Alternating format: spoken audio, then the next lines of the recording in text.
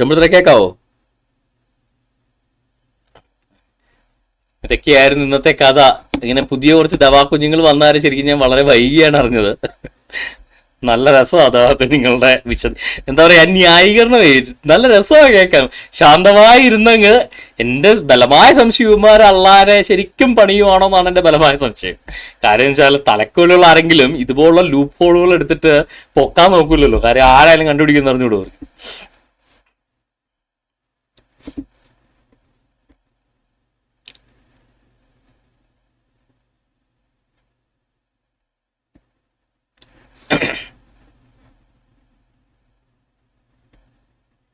ആ പറഞ്ഞോളൂ. Okay brother.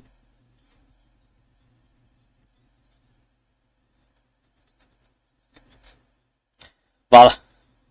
ഇല്ലില്ല ഇല്ല, അവിടെ തന്നെ ഉണ്ടായിരുന്നു. പ്രത്യേകിച്ച് പിന്നെ ചരിത്രങ്ങളൊന്നും അങ്ങനെ അധികം ഇതിനെ കുറിച്ച് കാര്യമായിട്ടില്ല. എന്തായാലും ആ പരിസരത്ത് തന്നെ കാണും പുള്ളിക്കാരൻ. അന്ന് പിന്നെ പെണ്ണുങ്ങളെ കിട്ടാൻ വലിയ കുഴപ്പമൊന്നുമില്ലല്ലോ. തോന്നുന്നു ഒരു ഭാര്യ പോയ 10 വേറെ കിട്ടുമല്ലോ. ഉണ്ട് വേറെ കുഴപ്പമൊന്നും ഇല്ലായിരുന്നു കാണും.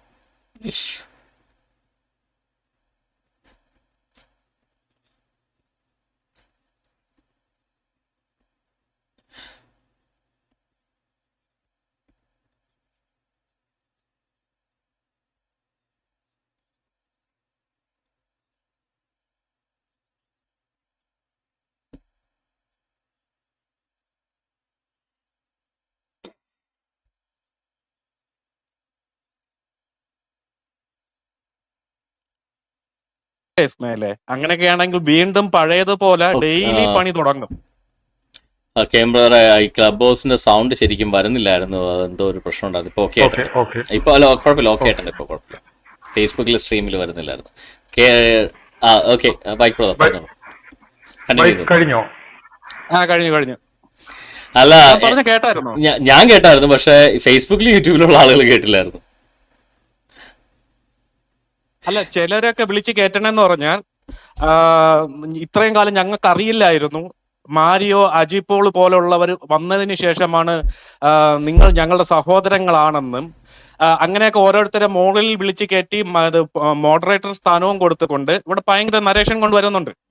അപ്പൊ ഇതൊക്കെ കുറെയൊക്കെ നമ്മൾ കണ്ടും കേട്ടില്ല എന്ന് നടിച്ചങ്ങ് പോകുന്നതാ. പഴയതുപോലെ ഞങ്ങളെ പോലുള്ളവരെ മുന്നോട്ട് ഇറങ്ങിക്കഴിഞ്ഞാൽ അടി അങ്ങ് തുടങ്ങും. പിന്നെ ഈ പറയുന്ന ഒണ്ണസ് എന്നും പറഞ്ഞുകൊണ്ട് നീയൊക്കെ ഒരുത്തിന് ഇവിടെ കുരയ്ക്കാൻ പാടണ്ട. ഞങ്ങളുടെ ഇടയിൽ ഞങ്ങൾക്കറിയാം ആരൊക്കെയാണ് ക്രൈസ്തവരും ആരാണ് ഞങ്ങളുടെ ശത്രുക്കളെന്ന് ഞങ്ങൾക്ക് നന്നായിട്ട് അറിയാം.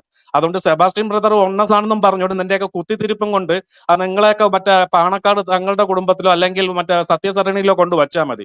എന്നെ പോലുള്ള ക്രൈസ്തവരുടെ അടുത്ത് നടക്കത്തില്ല. ഇസ്മായിലിന്റെ അടുത്ത് ഒന്നുകൂടെ പറയണം. അതേപോലെ അമീദിനെ പോലുള്ള കുറെ നാറികളുടെ അടുത്ത് ഞാൻ പറയാണ്. അല്ല ബൈക്ക് ബ്രദറെ, എല്ലാവരുടെയും ഒരു സംശയ സെബാസ്റ്റ്യൻ ബ്രദർ വണ്ണസ് എന്ന് പറഞ്ഞ എന്താണ്? വണ്ണസ് വിശ്വാസം എന്ന് പറഞ്ഞു കഴിഞ്ഞാൽ പിതാവ്, പുത്രൻ, പരിശുദ്ധാത്മാവ് ഉണ്ട്. പിതാവും സൃഷ്ടാവുമായ ഒരു ദൈവമേ നമുക്കുള്ളൂ. ആ ദൈവം തന്നെയാണ് മനുഷ്യനായിട്ട് ഭൂമിയിൽ നമ്മളുടെ അടുക്കൽ വന്നത്. ദൈവം മാനിഫെസ്റ്റ് ചെയ്തതാണ് മനുഷ്യരൂപത്തിൽ. ആ ദൈവം തന്നെയാണ് പരിശുദ്ധാത്മാവായിട്ട് തുടക്കം മുതലേ നമ്മുടെ ഉള്ളിലിരിക്കുന്നത്. ആദ്യം ദൈവം ആകാശഭൂമി സൃഷ്ടിച്ചു, ആഴത്തിന്മീത് ഇരുളുണ്ടായ ദൈവത്തിന്റെ ആത്മാവ് വെള്ളത്തിന്മീത് പരിവർത്തിച്ചുകൊണ്ടിരുന്നു എന്ന് പറഞ്ഞാൽ ദൈവം തമ്പുരാൻ തന്നെയാണ് നമ്മുടെ പിതാവും സൃഷ്ടാവുമായ നമുക്കുള്ള ഏക ദൈവം. ആകാശങ്ങളിലോ ഭൂമിയിലോ ദൈവങ്ങളെന്ന് പേരുള്ള അനേകരുണ്ടെങ്കിലും പിതാവായ ഏക ദൈവമേ നമുക്കുള്ളൂ. We have one God the Father. ആ പിതാവും സൃഷ്ടാവുമായ ഒരു ദൈവമേ നമുക്കുള്ളൂ. ആ ദൈവം തന്നെയാണ് യേശുക്രിസ്തു എന്ന ദൈവപുത്രനായിട്ട് നമ്മുടെ അടുക്കൽ വന്നതും ആ ദൈവം തന്നെയാണ് പരിശുദ്ധ ആത്മാവായിട്ട് നമ്മുടെ ഉള്ളിൽ വസിക്കുന്നത്. അതായത് we have Father, sun and holy Spirit. ഇത് മൂന്ന് ദൈവമല്ല, ഒരേ ഒരു ദൈവമാണ്. ആകാശങ്ങളിലും ഭൂമിയിലും ദൈവങ്ങളെന്ന് പേരുള്ള അനേകരുണ്ടെന്ന് പറഞ്ഞാലും ദൈവങ്ങളെന്ന് പേരുള്ള അനേകർ കാണും. പക്ഷേ നമുക്കൊരു ദൈവമേ ഉള്ളൂ. V have one God the father. പിതാവായ ഏക ദൈവമേ നമുക്കുള്ളൂ. ഇതാണ് ഞങ്ങൾ പഠിപ്പിക്കുന്ന ഏകദൈവ വിശ്വാസം. എൻ്റെ അറിവ് പ്രകാരം ക്രിസ്ത്യാനികളാണോ ഇത് തന്നെയാണ് പഠിപ്പിക്കുന്നത്. പിന്നെ ട്രിനിറ്റി എന്ന് പറയുന്നത് ഇറ്റ്സ് എ തിയോളജിക്കൽ കോൺസെപ്റ്റ്. ഇതിന്റെ ഒരു വിശദീകരണമാണ്. ആ വിശദീകരണം ഇസ് ഇംപെർഫെക്റ്റ്. അത് എന്നേക്കാൾ നന്നായിട്ട് ട്രിനിറ്റേറിയൻസിന് അറിയാം. അതുകൊണ്ട് തന്നെ they will say it's A mystery. അതൊരു രഹസ്യമാണ്, നമുക്കറിയില്ല എന്ന് പറഞ്ഞ് മാറി നിൽക്കത്തുള്ളൂ എല്ലാ ട്രിനിറ്റേറിയൻ തിയോളജിൻസും. ട്രിനിറ്റി എന്ന് പറയുന്നത് ഇറ്റ്സ് എ തിയോളജിക്കൽ ഡോക്ട്രൈൻ, അല്ലാതെ it's not the fact from the Bible. ബൈബിളിലെ ഒരു ഫാക്ടിനെ, പിതാവ് പുത്രൻ പരിശുദ്ധാത്മാവ് ഏകദൈവമായിട്ട് നിൽക്കുന്നു എന്ന് പറയുന്ന ബൈബിളിലെ ഒരു ഫാക്ടിനെ വിശദീകരിക്കാനുള്ള ഒരു തിയോളജിക്കൽ അറ്റംപ്റ്റ് മാത്രമാണ്, ദൈവശാസ്ത്രപരമായ ഒരു അറ്റംപ്റ്റ് മാത്രമാണ് ട്രിനിറ്റി എന്ന് പറയുന്നത്. അല്ലാതെ ട്രിനിറ്റി എന്നുള്ളത് ബൈബിളിലെ അല്ല. ബൈബിളിൽ പറയുന്ന പിതാവ് പുത്രൻ പരിശുദ്ധാത്മാവ് ഏകദൈവമാണെന്നുള്ള ബൈബിളിലെ ആശയത്തെ വിശദീകരിക്കാൻ വേണ്ടി മനുഷ്യരുണ്ടാക്കിയ ഒരു സിദ്ധാന്തമാണ് ട്രിനിറ്റി. അല്ല, ഫാദർ സൺ ഹോളി സ്പിരിറ്റ് അല്ല ട്രിനിറ്റി. അതിനെ വിശദീകരിക്കാൻ വേണ്ടി ട്രിനിറ്റേറിയൻസ് ഉണ്ടാക്കിയ, തിയോളജിയൻസ് ഉണ്ടാക്കിയ ഒരു ഡോക്ട്രിനാണ് ട്രിനിറ്റി എന്ന് പറയുന്നത്. അല്ലാതെ ട്രിനിറ്റി എന്ന് പറയുന്ന ബൈബിൾ, അതുകൊണ്ടാണ് ട്രിനിറ്റി എന്നുള്ള പദമോ ആ ഒരു കോൺസെപ്റ്റോ ബൈബിളിനകത്തില്ലത്. കാര്യം അത് മാൻ മെയ്ഡ് ഡോക്ട്രിനാണ്. പക്ഷെ father sun and holy spirit എന്നുള്ളത് ബൈബിളിലുള്ളതാണ്. പിതാവുണ്ട്, പുത്രനുണ്ട്, പരിശുദ്ധാത്മാവുണ്ട്. അത് ബൈബിളിലുള്ള കാര്യമാണ്. അത് എല്ലാ ക്രിസ്ത്യാനികളും, ഞാനാവട്ടെ നിങ്ങളാവട്ടെ, പിതാവിനെയും പുത്രനെയും പരിശുദ്ധാത്മാവിനെ അംഗീകരിച്ചില്ലെങ്കിൽ ദേ ആർ നോട്ട് ക്രിസ്ത്യൻസ്. അപ്പോ ക്രിസ്ത്യാനികളാണ് എന്നുള്ള ഐഡിയോളജിയിൽ ഉറച്ചു നിൽക്കുന്നത് we believe in Father, we believe in Son, we believe in Holy Spirit and we believe in one God. ഇതാണ് ക്രിസ്ത്യാനിറ്റിയുടെ അടിസ്ഥാന പ്രമാണം. ഇതെങ്ങനെയായിരിക്കുന്നു എന്നുള്ള വിശദീകരണ കാര്യത്തിലാണ് ക്രിസ്ത്യൻസ് പല വഴിക്ക് തിരിയുന്നത്. അല്ലാതെ അടിസ്ഥാന പ്രമാണത്തിൽ ഒരു ക്രിസ്ത്യാനിയും പല വഴിക്കല്ല. അതെങ്ങനെയാണെന്ന് വിശദീകരിച്ച് പലരും പലർക്കും തെറ്റിപ്പോകുന്നുണ്ടാകും. പക്ഷേ അതെങ്ങനെയാണെന്നുള്ള വിശദീകരണത്തിൽ മാത്രമാണ് തെറ്റ്. പക്ഷെ അതെന്താണെന്നുള്ള കാര്യത്തിൽ ഒരു ക്രിസ്ത്യാനിക്കും ഒരു വശപ്പശവും ഇല്ല. അത് എങ്ങനെയാണ് എന്നുള്ള അനലിറ്റിക്കൽ തിങ്കിങ്ങിലാണ്, എങ്ങനെയാണ് ഏകദൈവം പിതാവും പുത്രനും പരിശുദ്ധമായിട്ട് നമ്മളോട് ഇടപെടുന്നത് എന്ന അനലിറ്റിക്കൽ തിങ്കിങ്ങിലാണ് ക്രിസ്ത്യാനികൾ പല വഴിക്കും തിയോളജിക്കൽ ഡോക്ട്രിൻസ് ഉള്ളത്. വണ്ണസ്, ട്രിനിറ്റി, അങ്ങനെയുള്ള പല ഡോക്ട്രിൻസും അതിനകത്ത് വരുന്നത്. പക്ഷേ എന്താണ് ഞങ്ങളുടെ ദൈവം, ആരാണ് ഞങ്ങളുടെ ദൈവം എന്നുള്ള കാര്യത്തിൽ ഞങ്ങൾക്ക് ആർക്കും ഒരു സംശയമില്ല. അതാണ് ക്രിസ്ത്യാനിറ്റിയുടെ അടിസ്ഥാനം. ദൈവം ഏകൻ എന്നുള്ളതാണ് ഏറ്റവും മുഖ്യമായ കൽപ്പന. ഏറ്റവും മുഖ്യമായ കൽപ്പനയോ ഇസ്രായേലിൽ കേൾക്കുക, യഹോവ നമ്മുടെ ദൈവമാകുന്നു, യാഹുവേ ഏകൻ തന്നെ. ഇതാണ് ക്രിസ്ത്യാനിക്കുള്ള ഏറ്റവും മുഖ്യമായ കൽപ്പന. വേറെ എന്ത് കൽപ്പന വന്നാൽ പോലും ദാറ്റ് ഇസ് ബിലോ ദാറ്റ്. ഇതാണ് ക്രിസ്ത്യാനിറ്റി. അത് വണ്ണസ് ആയാലും ട്രിനിറ്റേറിയൻസ് ആയാലും ദേ ബിലീവ് ഇൻ വൺ ഗോഡ്. അതാണ് ക്രിസ്ത്യാനിറ്റി. ഏകദൈവത്തിൽ വിശ്വസിക്കുന്നു, അതാണ് ക്രിസ്ത്യാനിറ്റി. അതുകൊണ്ടാണ് ബൈബിളിൽ ദൈവമോ ഒരുത്തൻ മാത്രം, ദൈവം ഒരുവനല്ലോ എന്നൊക്കെ എല്ലാം ബൈബിളിൽ പറയുന്നത് അവരൊറ്റ കാര്യം കൊണ്ടാണ്. അപ്പോൾ ഈ പറയുന്ന എങ്ങനെയാണെന്നുള്ള കാര്യത്തിൽ ഞങ്ങൾക്ക് പല തർക്കങ്ങൾ കാണും. അതിപ്പോ ഇസ്ലാമിലില്ലേ? ഇസ്ലാമിൽ തൗഹീദ്, എങ്ങനെയാണ് തൗഹീദ് എന്നുള്ള കാര്യത്തിൽ പല തർക്കമുണ്ട്. എന്തിന് തൗഹീദിനകത്ത് ആരൊക്കെ ഉൾക്കൊള്ളുന്നു എന്ന് പറയുന്ന കാര്യത്തിൽ വരെ തർക്കമുണ്ട്. മുഹമ്മദും അള്ളാഹുവും ഉൾപ്പെട്ടാണെന്നുള്ള തൗഹീദ് എന്നുള്ള കാര്യത്തിൽ വരെ മുസ്ലിങ്ങൾക്ക് തർക്കമുണ്ട്. അതായത് തൗഹീദിനകത്ത് ആരൊക്കെ ചേർക്കണം എന്നുള്ള കാര്യത്തിൽ തല്ലുപിടിക്കണവന്മാരാണ്. ദൈവം ഏകനാണെന്നുള്ള അടിസ്ഥാന പ്രമാണത്തിൽ അടിയുറച്ച് വിശ്വസിക്കുന്ന ക്രൈസ്തവര് എങ്ങനെ ആ ഏകദൈവം നമ്മളുടെ അടുക്കൽ പിതാവും പുത്രനും പരിശുദ്ധമായിട്ട് വെളിപ്പെടുന്നു എന്നുള്ള എങ്ങനെയെന്നുള്ള ക്വസ്റ്റിനെ ആൻസർ ചെയ്യാൻ നോക്കുന്ന പല സ്ട്രീമുകളിലുള്ള ആൻസർ മാറ്റി വരുന്ന ക്രൈസ്തവർ പല ആശയങ്ങളും ഉള്ളവരുണ്ട്. അത് ദൈവം ആരാണെന്നോ ദൈവം എന്താണെന്നോ ഉള്ളതിനെ കുറിച്ചല്ല ഇവിടെ ചർച്ച. ആ ചർച്ച വരുന്നത് എങ്ങനെയാണെന്നുള്ള മാനുഷിക വിശദീകരണമാണ് ആ ചർച്ചയിൽ വരുന്നത്, അല്ലാതെ ദൈവിക വിശദീകരണത്തെ കുറിച്ചല്ല ചർച്ച. ബൈബിളിൽ പറഞ്ഞിട്ടുള്ള ഒരു ഫാക്റ്റേ ഉള്ളൂ, ദൈവം ഏകനാണ്. പിതാവും സൃഷ്ടാവുമായ ഏക ദൈവം മാത്രം നമുക്കുള്ളൂ. നമുക്കെല്ലാം ഒരു പിതാവല്ലോ നമുക്കുള്ളത്, ഒരു ദൈവമല്ലോ നമ്മെ സൃഷ്ടിച്ചത്. ആ ദൈവം തന്നെയാണ് നമ്മുടെ അടുക്കൽ മനുഷ്യനായിട്ട് ഭൂമിയിൽ പ്രത്യക്ഷനായതും ആത്മാവായിട്ട് ഇന്നും നമ്മുടെ ഉള്ളിൽ വസിക്കുന്ന ഒരൊറ്റ ദൈവം തന്നെ, അല്ലാതെ വേറൊരു ദൈവമല്ല. ഇതാണ് ബൈബിൾ പഠിപ്പിക്കുന്നത്, ഇതാണ് ക്രിസ്ത്യൻസ് പഠിപ്പിക്കുന്നത്. ഓക്കെ ബ്രദേഴ്സ്, ഇത് തന്നെയാണ് എനിക്കും പറയാനുള്ളത്. എനിക്കും പറയാനുള്ളത് ഒരു ന്യൂക്ലിയർ എടുക്കാൻ വേണ്ടിയാ. അല്ല, എന്ത് വിഷയത്തിലാണ് ഇപ്പൊ ഇന്നത്തെ ചർച്ചയുടെ വിഷയത്തിലാണോ? അതെ അതെ, ഞാൻ ബോണ്ടാണ്. ബോണ്ട്. ശരി ശരി ശരി ശരി. ഓക്കെ, എനിക്ക് പറയാനുള്ളത് ഒന്നേ ഉള്ളൂ. ട്രിനിറ്റിയിലൂടെ സ്വർഗത്തിൽ പോകുമെന്ന് ബൈബിളും പഠിപ്പിക്കുന്നില്ല, കർത്താവും പഠിപ്പിച്ചിട്ടില്ല. ഒഡ്നസിലൂടെയും സ്വർഗത്തിൽ പോകുമെന്ന് കർത്താവ് പഠിപ്പിച്ചിട്ടില്ല. കർത്താവ് പഠിപ്പിച്ചിട്ടുള്ളത് നീ എന്നിൽ വിശ്വസിക്കാൻ നീയും നിന്റെ കുടുംബം രക്ഷ പ്രാപിക്കും, നീ എന്നിലൂടെ മാത്രമേ നീ സ്വർഗത്തിൽ പോവുള്ളൂ എന്നാണ് കർത്താവ് പറഞ്ഞത്. നമുക്ക് അടിസ്ഥാന ഇതെന്ന് പറയുന്നത് ക്രിസ്തു തന്നെയാണ്. അതല്ലാണ്ട് ഈ പറയുന്ന സഭകൾ പലതും പഠിപ്പിക്കുമായിരിക്കും, ചിലപ്പോൾ അതിനകത്ത് തിയോളജി കാണും. അതൊന്നും ഞങ്ങളെപ്പോലുള്ള ഇന്നത്തെ കാലഘട്ടത്തിലെ എന്നെ പോലുള്ള ക്രൈസ്തവർക്ക് ഒരു പ്രശ്നവും അതിനകത്ത് ഇല്ല. ഞങ്ങൾ ഒന്നിച്ച് തന്നെയാണ് മുന്നോട്ട് പോകണം. അതിനകത്ത് കുത്തിത്തിരിപ്പ് ഉണ്ടാക്കാൻ പറഞ്ഞത് നിങ്ങൾ അവിടെ കുത്തിത്തിരിപ്പ് ഉണ്ടാക്കിയിരിക്കുകയുള്ളൂ. പിന്നെ ഇതേപോലത്തെ ജിഹാദികളെ വിളിച്ച് കയറ്റി നിങ്ങൾ സഹോദരനെ വിളിച്ച് അത് നിങ്ങളുടെ വ്യക്തിപരമായിട്ടുള്ളതാണ്. ക്രൈസ്തവരെ മൊത്തം ആത്തിപ്രഭാഷ ഇവിടുത്തെ ആർക്കും കൊടുത്തിട്ടില്ല. അതുകൂടെ ഒന്ന് ഓർമ്മിപ്പിച്ചുകൊണ്ട് ഞാൻ നിർത്തുന്നു. Okay brother, thank you. Okay, Aji സംസാരിച്ചോളൂ. അജി അനീഷ് ലേശം തിരക്കുണ്ട്, ഞാൻ വന്നോളാം. അടുത്ത ആളെ വിളിച്ചോളൂ. ഓക്കെ, അനീഷ് ബ്രദർ സംസാരിച്ചു. അനീഷ്. അല്ല, ഞാൻ 2 മിനിറ്റ് ഒന്ന് ഫ്രീ ആവും. 2 മിനിറ്റ് ഒന്ന് പറയാം. Okay, Smitha madam, Smitha sister. Hello, കേക്കാവോ? കേൾക്കാം. ഞാൻ കേട്ടുകൊണ്ടിങ്ങനെ ഇരിക്കുമായിരുന്നു. എന്തായാലും ന്യൂജൻസ് ഒക്കെ ഖുറാനൊക്കെ എടുത്തു വെച്ച് ഇങ്ങനെ ഇത്രയും വിശദമായിട്ട് ചിന്തിക്കാനും പഠിക്കാനും ഒക്കെ തുടങ്ങുന്നത് വളരെ നല്ലത് തന്നെയാണ്. അതൊരു നല്ലൊരു തുടക്കമായിട്ട് ആണ് എനിക്ക് തോന്നുന്നത്. കാരണം ഇന്ന് ഞാൻ യൂട്യൂബിൽ ഒരു വീഡിയോ ഇങ്ങനെ കേട്ടു. ഒരു മുസ്ലിം സഹോദരന് ലിയാഖത്ത് എന്ന് പറഞ്ഞ അദ്ദേഹത്തെ വിളിച്ചിട്ട് ഇങ്ങനെ എല്ലാം സംസാരിക്കുവാണ്. എന്തൊക്കെ സംസാരിച്ച് കഴിഞ്ഞിട്ട് പറയുവാണ്, അതെ നിങ്ങൾ ഉസ്താദിനോട് സംസാരിച്ചാൽ മതി എന്ന് പറഞ്ഞു. അപ്പോൾ ഈ പുള്ളിക്കാരൻ ചോദിച്ചത്, അത് താങ്കൾക്കും ഇതിനെക്കുറിച്ചൊക്കെ ഒന്ന് അറിയണ്ടേ, ഇതൊക്കെ ശരിയാണോ എന്നൊക്കെ ഒന്ന് ചിന്തിക്കണ്ടേ? ഓ, എനിക്കതിനൊന്നും താല്പര്യമില്ല, എനിക്ക് മതമൊന്നും പഠിക്കാനായിട്ടൊന്നും താല്പര്യമില്ല. അപ്പോൾ പിന്നെ നിങ്ങൾ എന്തിനാണ്? ഞാൻ ഇസ്ലാമിനെ കുറിച്ച് ആര് പറഞ്ഞാലും ഞാൻ അവരോട് വഴക്കുണ്ടാക്കും, ഞാൻ അവരോട് ബഹളമൊക്കെ ഉണ്ടാക്കും. പക്ഷേ എനിക്കത് പഠിക്കാൻ താല്പര്യമില്ല. അപ്പം ഈ ലിയാഖത്ത് ചോദിച്ചു, അതെന്താ അങ്ങനെ പഠിക്കാൻ താല്പര്യമില്ലാത്തത്? അല്ല, അതൊക്കെ പഠിച്ചു കഴിഞ്ഞാൽ അങ്ങനെയൊന്നും അതനുസരിച്ച് ജീവിക്കാനൊന്നും പറ്റുമൊന്നുമില്ല, അതുകൊണ്ട് അതൊന്നും എനിക്ക് താല്പര്യമില്ല. പക്ഷേ ഞാൻ വഴക്കുണ്ടാക്കും. ഇതാണ് ഇവരുടെ ആറ്റിറ്റ്യൂഡ്. അപ്പം അതിൽ നിന്ന് മാറിയിട്ട് ഇവരൊക്കെ എടുത്തു വെച്ച് ഇത് പഠിക്കാൻ തുടങ്ങുന്നത് വളരെ നല്ല കാര്യമായിട്ട് എനിക്ക് തോന്നുന്നു.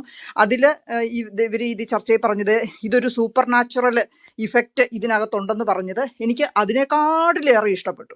കാരണം അതാണ് ഇതിലെ ഒരു യഥാർത്ഥമായിട്ടൊരു കണ്ടന്റ്. അതായത് ഞാനെപ്പോഴും ഓർക്കുന്ന ഒരു കാര്യമുണ്ട്. ഇപ്പോൾ ഈ വളർത്തുമകൻ്റെ ഒരു ദത്ത് സമ്പ്രദായം അത്രയും പഴയ കാലത്ത് തന്നെ, അല്ലെങ്കിൽ അതിന് മുമ്പേ തന്നെ നമുക്കുണ്ടായിരുന്നതാണ്. ഒരു കുഞ്ഞിനെ, അല്ലെങ്കിൽ അച്ഛനും അമ്മയും ഇല്ലാത്ത ഒരു കുഞ്ഞിനെ, അല്ലെങ്കിൽ ഒരു പിന്നോക്കാവസ്ഥയിലുള്ളൊരു കുഞ്ഞിനെ സ്വന്തം കുഞ്ഞായി എടുത്ത് വളർത്താൻ കഴിയുക എന്ന് പറയുന്നത് ഈ ലോകത്തിലെ ഏറ്റവും മഹത്തായിട്ടുള്ള ഒരു വലിയ വിശാലമായിട്ടുള്ള, അല്ലെങ്കിൽ അങ്ങനെ ഒരു ഹൃദയമുള്ളവർക്ക് മാത്രം കഴിയുന്ന ഒരു കാര്യമാണത്. നമുക്ക് സ്വന്തമായിട്ടുണ്ടാകുന്ന നമ്മുടെ ബയോളജിക്കൽ ചിൽഡ്രനെ നിവൃത്തിയുള്ളതുകൊണ്ടോ നിവൃത്തിയില്ലാത്തതുകൊണ്ടോ നമ്മൾ വളർത്തുന്നു, വലുതാക്കുന്നു, ചെയ്യുന്നു. പക്ഷേ മറ്റൊരാളുടെ കുഞ്ഞിനെ എടുത്ത് വളർത്തി, ഇപ്പോൾ സുനാമിക്ക് ശേഷമൊക്കെ നമ്മൾ അങ്ങനെയുള്ള ഒരുപാട് കഥകൾ നമ്മൾ കേട്ടിട്ടുണ്ട്. സ്വന്തം കുഞ്ഞുങ്ങളെ, എത്രയോ മാതാപിതാക്കൾ നഷ്ടപ്പെട്ട കുഞ്ഞുങ്ങളെ വളർത്തുന്നു. അപ്പോൾ ആ ഒരു സമ്പ്രദായത്തിനെ എന്ത് കാരണത്തിൻ്റെ പേരിലാണേലും നിർത്തലാക്കി അങ്ങനെ ഒരു കാര്യമില്ല എന്ന് ഈ ലോകത്തിലൊരു നിയമമായിട്ട് കാലാകാലങ്ങളോളം നിൽക്കുന്ന ഒരു നിയമമായിട്ട് അത് നടപ്പാക്കണമെങ്കിൽ തീർച്ചയായിട്ടും അതൊരു സൂപ്പർ നാച്ചുറൽ പവറിന് മാത്രമേ സാധിക്കുള്ളൂ. ഒരു ഹ്യൂമൻ ബീയിങ്ങിന് അത് സാധിക്കുമെന്ന് എനിക്ക് തോന്നുന്നില്ല. കാരണം ഞാനും എൻ്റെ മകനും കൂടെ ഒരു ചെറിയൊരു കാര്യത്തിന് വേണ്ടി ഒരു തർക്കം ഉണ്ടായപ്പോൾ ഞാൻ പറഞ്ഞു, നിന്നെ ഞാൻ വളർത്തുന്നുണ്ടല്ലോ എന്ന് പറഞ്ഞപ്പം അവനെന്നോട് പറഞ്ഞതാണ്, പിന്നെ അങ്ങനെ സ്വന്തം കുഞ്ഞുങ്ങളെ വളർത്തുന്നതിൽ വലിയ ക്രെഡിറ്റ് ഒന്നുമില്ല, ഏതെങ്കിലും ഒരു കുഞ്ഞിനെ ദത്തെടുത്ത് വളർത്തുന്നതിലാണ് ഒരു ക്രെഡിറ്റ് ഇരിക്കുന്നത് എന്ന് പറയുന്ന ഒരു 12 വയസ്സുകാരന് മനസ്സിലാക്കാനും, അല്ലെങ്കിൽ ഒരു ടീനേജറിന് അവന് കുടുംബത്തെക്കുറിച്ചും ബന്ധങ്ങളെക്കുറിച്ചും പഠിക്കുന്ന അവസ്ഥയിൽ ഒരു ടീനേജർ ആയിട്ടുള്ള ഒരു ഹ്യൂമൻ ബീയിങ്ങിന് മനസ്സിലാകുന്ന ഒരു നന്മ അത് മാറ്റിക്കളയണമെങ്കിൽ, അത് എടുത്തു കളയണമെങ്കിൽ തീർച്ചയായിട്ടും അവിടെ ഒരു സൂപ്പർ നാച്ചുറൽ പവർ തന്നെയുണ്ട്. പക്ഷേ സെബാസ്റ്റ്യൻ ബ്രദർ പറഞ്ഞ പോലെ ആ പവർ ഏതാണ്, അത് നന്മയാണോ തിന്മയാണോ ആ പവർ എന്നുള്ളത് യുവജനങ്ങൾ അനലൈസ് ചെയ്യുകയും ചിന്തിക്കുകയും പഠിക്കുകയും ചെയ്യുമ്പോഴാണ് ഈ ലോകത്തിൽ മാറ്റം ഉണ്ടാകുന്നത്. എന്ന് പറഞ്ഞതുപോലെ ഈ ഇസ്ലാം ഇപ്പോൾ ഇവിടെ ഈ താഴെ ഈ കമൻറ്റ് ബോക്സിലൊക്കെ ഇരുന്ന് ചറപറ ഓരോ കമൻറ്റുകൾ ഇടുന്ന ഇവരൊന്നും ഖുറാൻ എന്താണെന്ന് പഠിച്ചിട്ടില്ല, ഇത് വായിച്ചിട്ടില്ല, ഹദീസുകൾ എന്താണെന്ന് അറിയത്തില്ല. ഇനി അഥവാ ഇവരിത് അറിയുന്നുണ്ട് എങ്കിൽ, അതിനെ മുറുകെ പിടിക്കുന്നുണ്ട് എങ്കിൽ, അത് തിന്മയെ സ്നേഹിക്കാനും നന്മയെ എതിർക്കാനുമുള്ള മനുഷ്യൻ്റെ, എല്ലാവരും പെർഫെക്റ്റ് ആയിട്ടുള്ള മനുഷ്യരൊന്നുമല്ല, തിന്മയും ഈ ലോകത്തിലുണ്ട്. അപ്പോൾ ആ തിന്മയെ എതിർക്കാനുള്ള അവരുടെ ടെൻഡൻസിയാണ് അത് കാണിക്കുന്നതെന്ന് മാത്രമേ എനിക്ക് പറയാനുള്ളൂ. Thank you. Sister. Aji free ആയോ?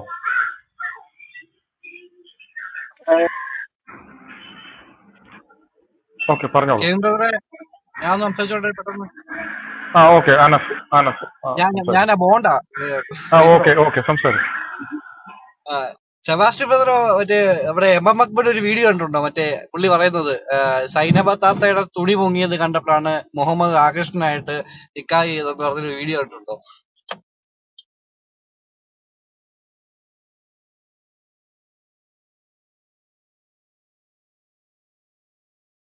സെബാസ്റ്റ്യൻ ബ്രദർ മൈക്ക് കാണുന്നില്ലല്ലോ. ബ്രദറെ, ഞാൻ കണ്ടിട്ടില്ല. പക്ഷെ സംഭവം അതാണ്, സത്യം അതാണ്. പക്ഷെ ഞാൻ കണ്ടിട്ടില്ല അത് അക്ബർ പറയുന്നുണ്ട്. അക്ബർ ഒരു വീഡിയോക്കകത്ത് പച്ചക്ക് പറയുന്നുണ്ട്. സൈനബയുടെ തുണി മുങ്ങി കണ്ടിട്ടാണ് മുഹമ്മദ് ആകൃഷ്ണനായിട്ട് നിക്കാഹ് കഴിച്ചെന്ന്. ആ വീഡിയോ ഞാനൊന്നും തപ്പില്ല, ഞാൻ വണ്ടി ഓടിച്ചോണ്ടിരിക്കുന്നത്. പെട്ടെന്ന് എടുത്തിട്ട് ഞാൻ അത് വീഡിയോ ലിങ്ക് സെബാസ്റ്റ്യൻ ബ്രദറിന് അയച്ചു തരാം, വാട്സപ്പ് ചെയ്യാം. ഓക്കെ ഓക്കെ അത്ര പച്ചക്ക് പറയുന്നുണ്ട്. ഓക്കെ ബ്രദർ, അത് അയച്ചാൽ മതി. ക്ലിയർ.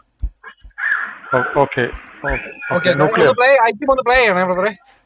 ഞാൻ നോക്കിയിട്ട് പ്ലേ ചെയ്യാം ബ്രദറെ. കമന്റ്സ് പ്ലേ ചെയ്യാൻ പറ്റുന്നതാണെങ്കിൽ ബ്രദർ പറഞ്ഞതൊക്കെ എനിക്കറിയില്ല. മൊത്തം അടച്ചൊള്ളിയാണ്. ഞാൻ നോക്കിയിട്ട് ഇത് ചെയ്യാം. അടുത്തത് ന്യൂക്ലിയർ സംസാരിക്കും. ന്യൂക്ലിയർ. സെബാസ്റ്റ്യൻ ബ്രദറെ, പറഞ്ഞോളൂ.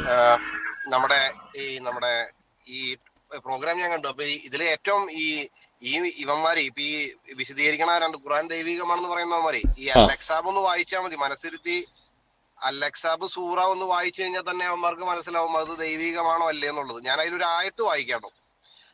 ഇത് 33:53 സത്യവിശ്വാസികളെ, ഭക്ഷണത്തിന് നിങ്ങളെ ക്ഷണിക്കുകയും നിങ്ങൾക്ക് സമ്മതം കിട്ടുകയും ചെയ്താലല്ലാതെ നബിയുടെ വീടുകളിൽ നിങ്ങൾ കടന്നു ചെല്ലരുത്. അത് ഭക്ഷണം പാകമാകുന്നത് വരെ നിങ്ങൾ നോക്കിയിരിക്കുന്നത് അവരുടെ ആരൊപ്പം നടക്കണ അവന്മാരുടെ അടുത്താണ്ടി പറയണേ. ഇനി പക്ഷെ നിങ്ങൾ ക്ഷണിക്കപ്പെട്ടാൽ നിങ്ങൾ കടന്നു ചെല്ലുക, നിങ്ങൾ ഭക്ഷണം കഴിച്ചാൽ പിരിഞ്ഞു പോവുകയും ചെയ്യുക. ഇതിന്റെ ഇടയ്ക്ക് മിസ്സായ ഒരു സാധനമുണ്ട്, പാത്രം കഴുകി വെക്കാനായിട്ട്. ഇനി നിങ്ങൾ വർത്തമാനം പറഞ്ഞ് രസിച്ചിരിക്കുന്നവരാവുകയും അരുത്, തീർച്ചയായും നബിയെ ശല്യപ്പെടുത്തുന്നതാകുന്നു. എന്നാൽ അത് നിങ്ങളോട് പറയാൻ നബിക്ക് ലജ്ജയാകുന്നു. സത്യത്തിന്റെ കാര്യത്തിൽ അള്ളാഹുവിന് ലജ്ജ തോന്നില്ല. അപ്പൊ സത്യത്തിന്റെ കാര്യത്തിൽ നബിക്ക് ലജ്ജ തോന്നുന്നുണ്ടോ, അത് വേറെ കാര്യം. പിന്നെ വല്ല സാധനവും നിങ്ങൾ അവരോട്, നബിയുടെ ഭാര്യമാരോട് വല്ല സാധനവും ചോദിക്കുകയാണെങ്കിൽ നിങ്ങൾ അവരോട് മറയുടെ പിന്നിൽ നിന്ന് ചോദിച്ചു കൊള്ളുക. ഒന്ന് ആലോചിച്ച് നോക്കിയേ, മുഹമ്മദിന്റെ ഭാര്യമാരെ കുറിച്ചും സഹാബികളെ കുറിച്ചും പറയുന്നതാണേ. അതാണ് നിങ്ങളുടെ ഹൃദയങ്ങൾക്കും അവരുടെ ഹൃദയങ്ങൾക്കും കൂടുതൽ സംശുദ്ധമായിട്ടുള്ളത്. അള്ളാഹുവിന്റെ ദൂതനെ ഉണ്ടാക്കുവാൻ നിങ്ങൾ പാടില്ല. അദ്ദേഹത്തിന് ശേഷം ഒരിക്കലും അദ്ദേഹത്തിന്റെ ഭാര്യമാരെയും നിങ്ങൾ വിവാഹം കഴിക്കാനും പാടില്ല. തീർച്ചയായും അതൊക്കെ അള്ളാഹുവിൽ ഗൗരവമുള്ള കാര്യമാകുന്നു. ഏതൊക്കെയാണ്? ഭാര്യമാരെ കല്യാണം കഴിക്കുന്നത്, മുഹമ്മദിന്റെ വീട്ടിൽ ഭക്ഷണം പാകം ചെയ്യുന്നത്, നോക്കി നിൽക്കുന്നത്, മറയുടെ പിന്നിൽ നിന്ന് ചോദിക്കുന്നത്. ഇതിൽ കൂടുതൽ ദൈവികമാണെന്നുള്ളതിന് എന്താണ് തെളിവ്? ഒരു വേലക്കാരൻ പറയൂ ഇത്രയും നന്നായിട്ട്? ഒന്ന് ആലോചിച്ച് നോക്കിയേ. ഞാനിത് പറഞ്ഞായിരുന്നു. അയ്യോ ഞാനത് മിസ്സായി. ഞാനൊരു പകുതി വെച്ചാണ് കണ്ടത്. ഈ അലക്സാബ് സൂറയിൽ തന്നെ ഞാൻ പറഞ്ഞില്ലേ, ടോട്ടലി അത് ത്രൂ ഔട്ട് 71 വചനങ്ങളാണ് ഇപ്പോൾ ഉള്ളത്. 273 ഉള്ളൂ. അപ്പൊ ഈ മുമ്പുണ്ടായിരുന്നത് നോക്കി കഴിഞ്ഞു കഴിഞ്ഞാൽ തന്നെ നമുക്കറിയാം ബാക്കി എന്തോരം ഉണ്ടെന്ന്. പിന്നെ 33:56 മുഹമ്മദിന് വേണ്ടി അള്ളാഹു പ്രാർത്ഥിക്കുന്നത്. അതിന്റെ അക്സാബ് മുഴുവൻ മുസ്ലിങ്ങൾക്ക് പാരയാ. അതായത് സൈനബയെ സയ്യിദിനെ കെട്ടിച്ചു കൊടുക്കാൻ വേണ്ടി ആയത്തിറക്കുന്നു. ആ സയ്യിദിനെ കൊണ്ട് സൈനബയെ വിവാഹമോചനം ചെയ്യിക്കാൻ വേണ്ടി ആയത്തിറക്കുന്നു. ആ സൈനബയെ സയ്യിദിനെ മുഹമ്മദിനെ കെട്ടാൻ വേണ്ടി ആയത്തിറക്കുന്നു. അങ്ങനെ കെട്ടുമ്പോൾ നാട്ടുകാർ വല്ലതും പറയുമെന്ന് പേടിച്ച് ദത്തുപുത്ര സമ്പ്രദായം നിർത്താൻ വേണ്ടി ആയത്തിറക്കുന്നു. ഇനി ആ സൈനബയെ നാട്ടുകാരാണെങ്കിലും വശീകരിച്ചുകൊണ്ട് പോകുമെന്ന് ഒഴിവാകാൻ വേണ്ടി വീട്ടിൽ ആരും വന്ന് നിൽക്കരുതെന്ന് പറഞ്ഞാൽ അങ്ങനെ ആയത്തിറക്കുന്നു. അതായത് മൊത്തം ഒരു സൂറ അക്സാബ് എന്ന് മാറ്റി സൂറത്ത് സൈനബ എന്ന് പോലും ആക്കേണ്ട ഒരു സൂറയാണ് ഈ സൂറ അക്സാബ് എന്ന് പറയുന്നത്. പിന്നെ ബ്രദർ പറഞ്ഞ പോലെ ഇനി നാട്ടുകാരെ മുഴുവൻ മുഹമ്മദ് കല്യാണം കഴിക്കാനും അതിനകത്ത് ആയത്തുണ്ട്. അതായത് ഒരുമാതിരി ഒരു സൂറ. അതെ അതെ അതെ അതെ അതെ. കെവിൻ ബ്രദറെ വാട്സപ്പ് ഒന്ന് നോക്കാവോ? ആ വീഡിയോ സെബാസ്റ്റ്യൻ ബ്രദറിന് അയച്ചു കൊടുക്കാവോ? ഞാൻ അയച്ചിട്ടുണ്ട്. കെവിൻ ബ്രദറെ. Okay okay okay okay okay. ഈ ഞാൻ പറഞ്ഞതേ ഈ മറ്റേ നമ്മുടെ ഈ അലക്സാബ് സൂറിൽ ഞങ്ങൾ അതിൽ ഇടയ്ക്ക് ചില കാര്യങ്ങൾ എടുത്തു. മുഹമ്മദിന്റെ വിഷമം എന്തായിരുന്നു, പിന്നെ സയ്യിദ് അവളിൽ നിന്ന് നിറവേറ്റിയ ആവശ്യം, ആ ആവശ്യം എന്തായിരുന്നു എന്നൊക്കെ മുസ്ലിങ്ങളോട് ചോദിക്കായിരുന്നു. ഈ പാവങ്ങള് മറ്റേ എലിക്കണിയിൽ അകപ്പെട്ട പോലെയാണ് ഈ സൂറ വായിക്കുമ്പോ പെടുന്നത്. അല്ല ബ്രദറെ, എനിക്ക് മനസ്സിലാത്ത കാര്യം മുഹമ്മദിനെ അടിക്കാനുള്ള മുട്ടാം വടികളാണ് ഇവന്മാർ ഇട്ട് തരുന്നത്. അല്ല ഇവന്മാർ ശരിക്കും അപ്പൊ എക്സ് മുസ്ലിംസ് ആണോ ഒറിജിനൽ മുസ്ലിംസ് ആണോ എനിക്ക് അറിയാൻ പാടില്ല. കാര്യം ഒരു വെളിവുള്ള സഭാപ്രവർത്തകന്മാർ ഇങ്ങനെയുള്ള വിഷയത്തെ ടച്ച് ചെയ്യില്ല. ഇവന്മാർ ഇങ്ങനെയുള്ള വിഷയങ്ങൾ മാത്രമേ എടുക്കുന്നുള്ളൂ എന്നുള്ള രസം ഈ രണ്ട് ടീമുകളും. അതെ അതെ അതെ. ഖുറാനെ കുറിച്ച് വലിയ പിടിപാടില്ല എന്ന് നമുക്ക് മനസ്സിലായില്ലേ. പിന്നെ നമുക്ക് ഈ നമ്മുടെ ഇപ്പൊ വണ്ണസ് ട്രിനിറ്റി എന്നും പറഞ്ഞുകൊണ്ട് കളിയാക്കണ ഈ കാക്കാമാര് പറയണേ, ഈ സുന്നി മുജാഹിദും വിശ്വസിക്കുന്നത് രണ്ട് അള്ളാഹുവിനെയാണ്. സുന്നിയുടെ അള്ളാഹുവിന് കയ്യും കാലും ഇല്ല, മറ്റേ സലഫിയുടെ അള്ളാഹുവിനും മുജാഹിദിന്റെ അള്ളാഹുവിനും കയ്യും കാലും ഉണ്ട്. അപ്പോ ഈ ഈ രണ്ട് അള്ളാഹുവിനെ വിശ്വസിക്കുന്ന ആൾക്കാരാണ് ഇവിടെ വന്നിട്ട് നമ്മളെ പഠിപ്പിക്കാൻ വന്നത്. ഇപ്പൊ നിസുവിനോടൊക്കെ വിളിച്ച് ചോദിച്ചാൽ നിസു വിളിച്ചിട്ട് ചോദിച്ചാൽ നിസു നിന്റെ അള്ളാഹുവിന് കൈയും കാലും ഉണ്ടോ എന്ന് ചോദിച്ചാൽ നിസുവിന് എന്ത് പറയണോന്ന് അറിയാൻ പാടില്ല. സുന്നികളുടെ ഒരു ഇരിക്കണോണ്ട് ഇല്ലാന്ന് പറയാനും ഇല്ലാന്നും പറയണം, സലഫിയുടെ ഒപ്പം ഇരിക്കണോണ്ട് ഉണ്ടെന്നും പറയണം. അപ്പൊ ഒരു സൈഡിൽ കൈയും കാലും ഉണ്ടെന്ന് പറഞ്ഞ് കറക്റ്റ് ആയിരിക്കും നിസു. അങ്ങനെ തന്നെ പറഞ്ഞാൽ മതി. അള്ളാഹുവിന്റെ ഏകദേശം ആ രൂപം അതാണ്. പിന്നെ നമ്മുടെ ഇപ്പൊ ഈ നിസു ഒന്ന് കയറി വന്നിട്ട് ഇസ്ലാമിന്റെ സുന്നി തൗഹീദിലും സലഫി തൗഹീദിലൊക്കെ മുഹമ്മദിന്റെ റോൾ എന്താണെന്ന് പറഞ്ഞുതരാമോ? മുഹമ്മദിന് മുമ്പ് അള്ളാഹുന്റെ തൗഹീദ് ഉണ്ടായിരുന്നോ ഒന്ന് പറഞ്ഞുതരാമോ? ഈ പാവങ്ങളുണ്ടല്ലോ സെബാസ്റ്റ്യൻ ബ്രദർ, നമ്മളിപ്പോ ഞാൻ പറഞ്ഞില്ലേ ക്ലബ് ഹൗസിലൊക്കെ ഓടിച്ചിട്ട് പിടിക്കുന്നത് നിങ്ങളെ കിട്ടാനില്ലെന്നേ. ഇപ്പൊ ഇവിടെയൊക്കെ വന്ന് 2 കമന്റ് ഇട്ടുകൊണ്ടൊക്കെ നിസു പോകുന്നല്ലാതെ ഖുറാനെ കുറിച്ചൊക്കെ ഒരു ചോദ്യം ചോദിച്ചു കഴിഞ്ഞാൽ നിസു ആപ്ലിക്കേഷൻ ഇൻസ്റ്റാൾ ചെയ്തിട്ടാ പോണേ. താഴെ ടൈഗറിന്റെ ഐഡിയിൽ കമന്റ് ഒക്കെ ചെയ്യുന്നുണ്ടല്ലേ. ഓക്കെ, എന്തായാലും നമുക്ക് മുന്നോട്ട് പോകാൻ ബ്രദർ. വീഡിയോ കേട്ടോ? ഓഡിയോ കേട്ടോ? എനിക്ക് കിട്ടിയില്ല. സെബാസ്റ്റ്യൻ ബ്രദർ ഞാൻ വാട്സപ്പിൽ അയച്ചിട്ടുണ്ട്. ഒരു second brother. Okay, Aji brother. അങ്ങനെയാണ്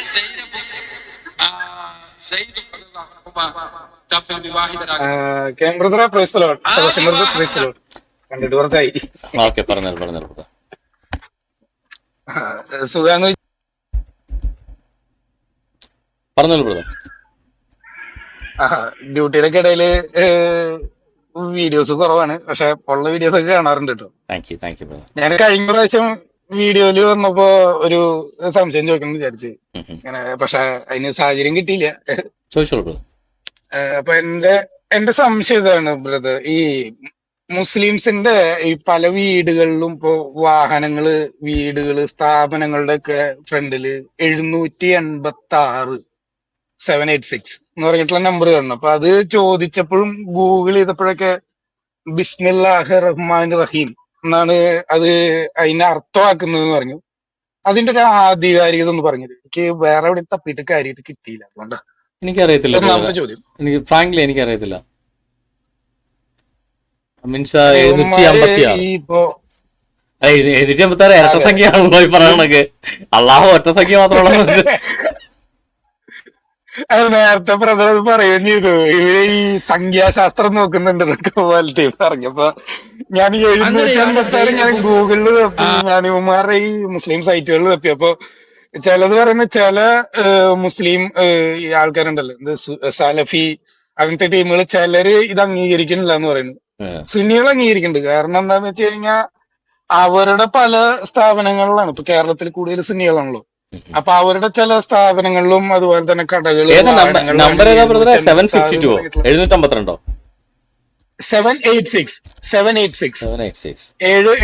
നമ്മുടെ സ്വഭാവം വെച്ച് 666 വരേണ്ടത്. അത് ന്യായം.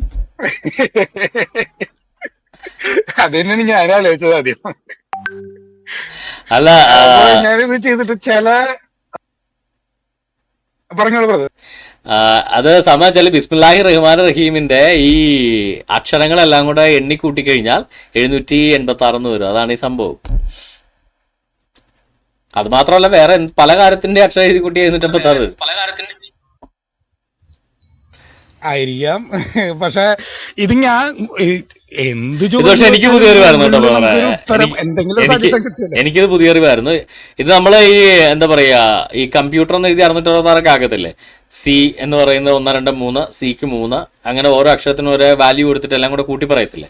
അങ്ങനെ ബിസ്മില്ലാഹി റഹ്മാൻ റഹീമിന്റെ അറബി അക്ഷരങ്ങളെല്ലാം കൂട്ടി പറയുന്ന അതാണ്. പക്ഷെ എനിക്ക് പുതിയ അറിവായിരുന്നു കേട്ടോ. ഞാനിത് കേട്ടിട്ടില്ലായിരുന്നു. എനിക്ക് പുതിയ അറിവായിരുന്നു.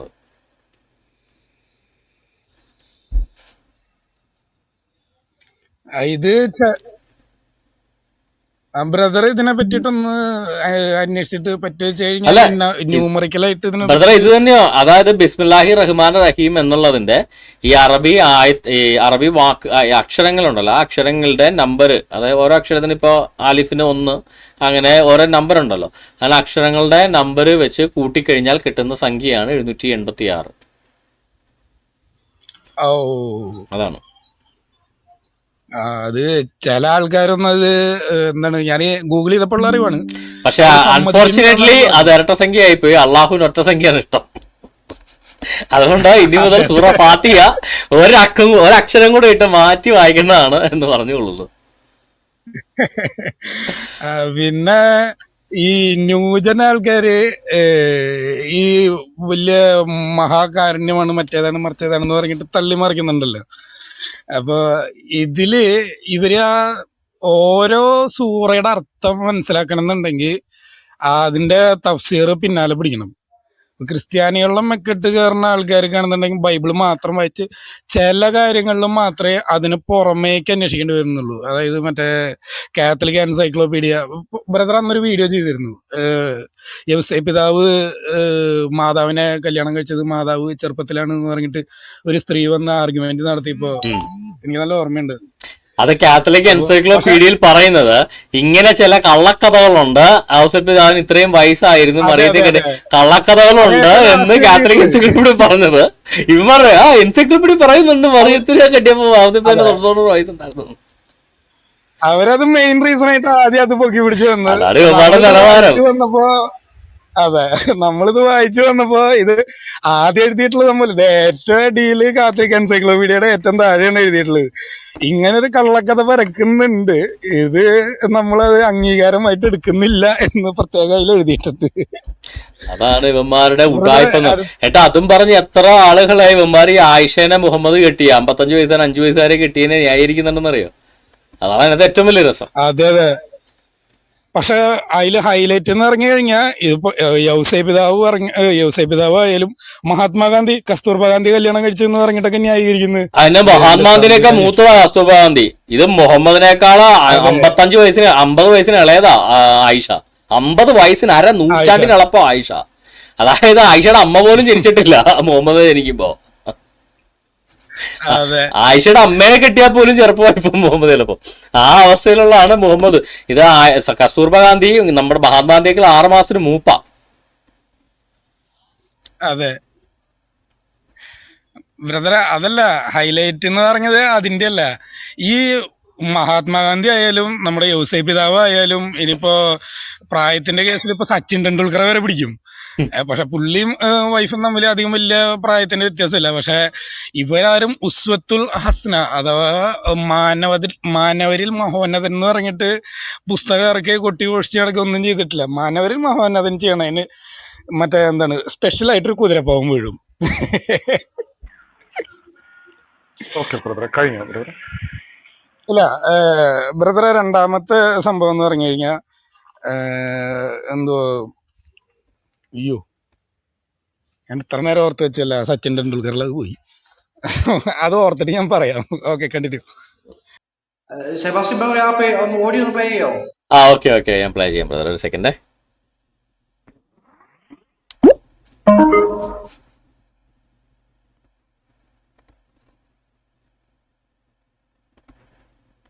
അങ്ങനെയാണ് സൈനബും സയ്യിദും റളിയല്ലാഹു അൻഹുമ തമ്മിൽ വിവാഹിതരാകുന്നത്.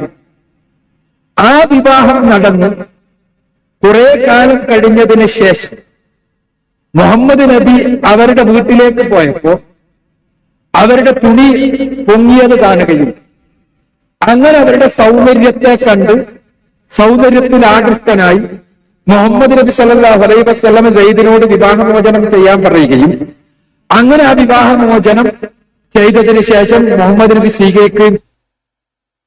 അല്ല, എന്റെ ബാക്കിയൂടെ കിട്ടണം കേട്ടോ. കാര്യം അങ്ങനെ മറ്റുള്ളവർ പറയുന്നത് എങ്ങനെയാണ് പറയുന്നതെന്ന് എനിക്കറിയില്ല. ഇത് വീഡിയോ ഇത്രയേ ഉള്ളൂ.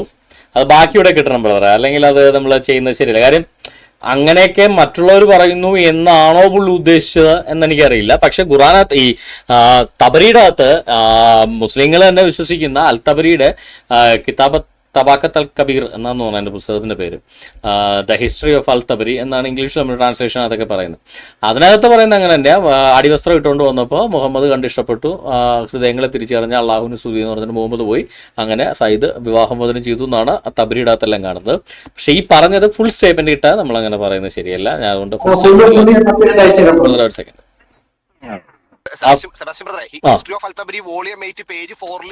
ബ്രദർ ഞാൻ ഡിസ്പ്ലേ ചെയ്ത് കാണിച്ച ബ്രദറെ, ഞാനത് ഓൾറെഡി ഡിസ്പ്ലേ ചെയ്ത് ഞാൻ കാണിച്ചതാണത്.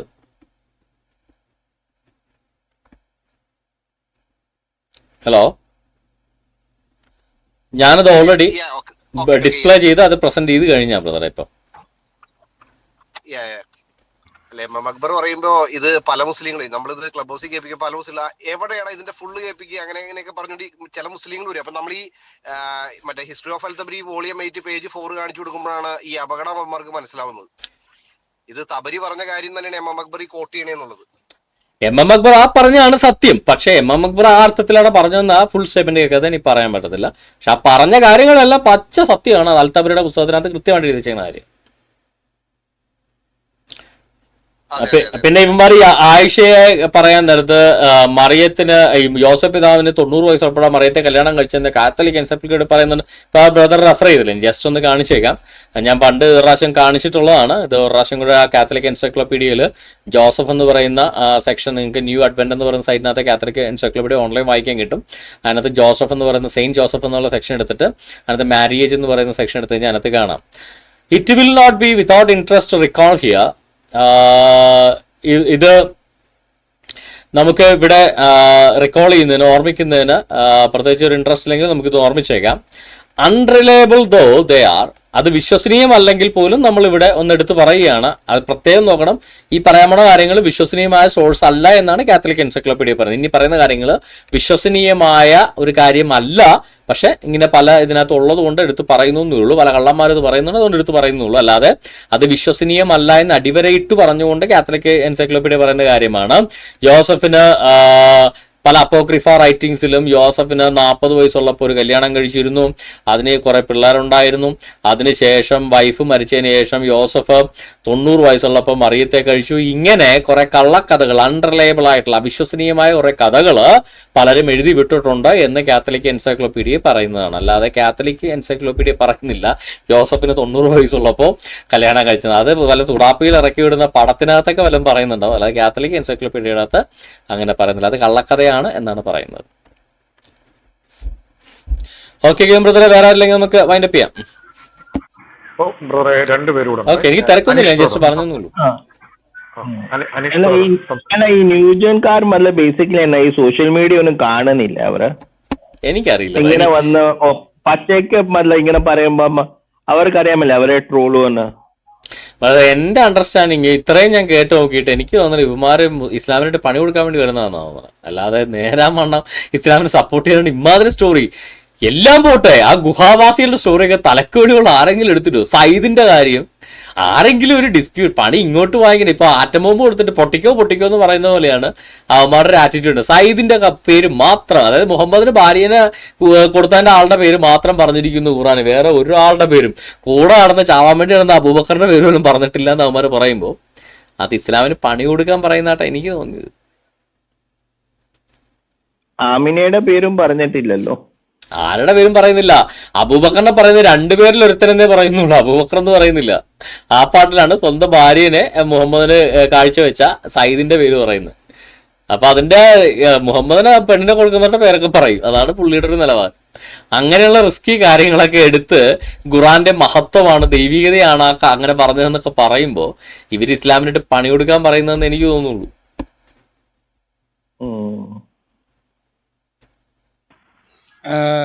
കെവിൻ ബ്രദർ, ഒരു സെക്കൻഡ്. സെബാസ്റ്റ്യൻ ബ്രദറെ, ഞാൻ രണ്ടാമത് പറയാൻ വന്ന കാര്യം, നമ്മുടെ രാഹുൽ ഈശ്വർ ഉണ്ടല്ലോ, പുള്ളി ക്രിസ്ത്യാനികൾക്ക് എതിരായിട്ടൊരു വീഡിയോ ഇട്ടുണ്ട്. എതിരായിട്ടാണ്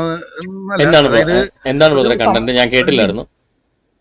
ഞാൻ കെവിൻ ബ്രദറിന് അത് വാട്സപ്പ് ചെയ്തിട്ടുണ്ട്. സെബാസ്റ്റ്യൻ ബ്രദറിന്റെ നമ്പറിൽ ലാസ്റ്റ് വിളിച്ചപ്പോ കിട്ടിയത് മറ്റേ പുസ്തകത്തിന്റെ ആളേനെ, കാഫിർ ഇറങ്ങിയിരിക്കേണ്ട ഇസ്ലാം.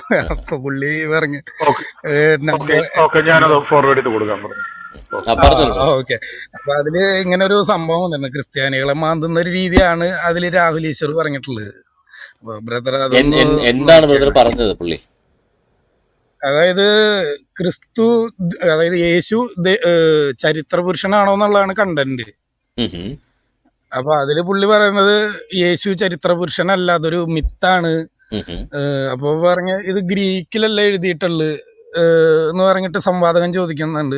ഗ്രീക്കിൽ കൃത്യമായിട്ട് എഴുതിയിട്ടുണ്ട്, ടാസിറ്റസിന്റെ ഒക്കെ കൃതികളിലുണ്ട്. അപ്പൊ യേശു ഗ്രീക്കുകാരനല്ല, പിന്നെ എന്തുകൊണ്ട് ഇത് ഗ്രീക്കിൽ എഴുതുന്നു? ആ മൈത്താണ്ടിയോട് പറ, യേശു ഗ്രീക്കുകാരനല്ല, പക്ഷെ അന്ന് ഗ്രീക്ക് സാമ്രാജ്യത്തിനകത്താണ്, ഈ റോമൻ സാമ്രാജ്യത്തിനകത്താണ് യേശു ക്രിസ്തു ജീവിച്ചിരുന്നത്.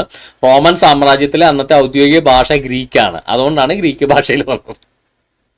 അത് നമുക്ക് മനസ്സിലാവും, ഈ അത് അവന് വെളിവില്ലാത്ത നമുക്ക് തന്നെ അറിയാൻ പറ്റും.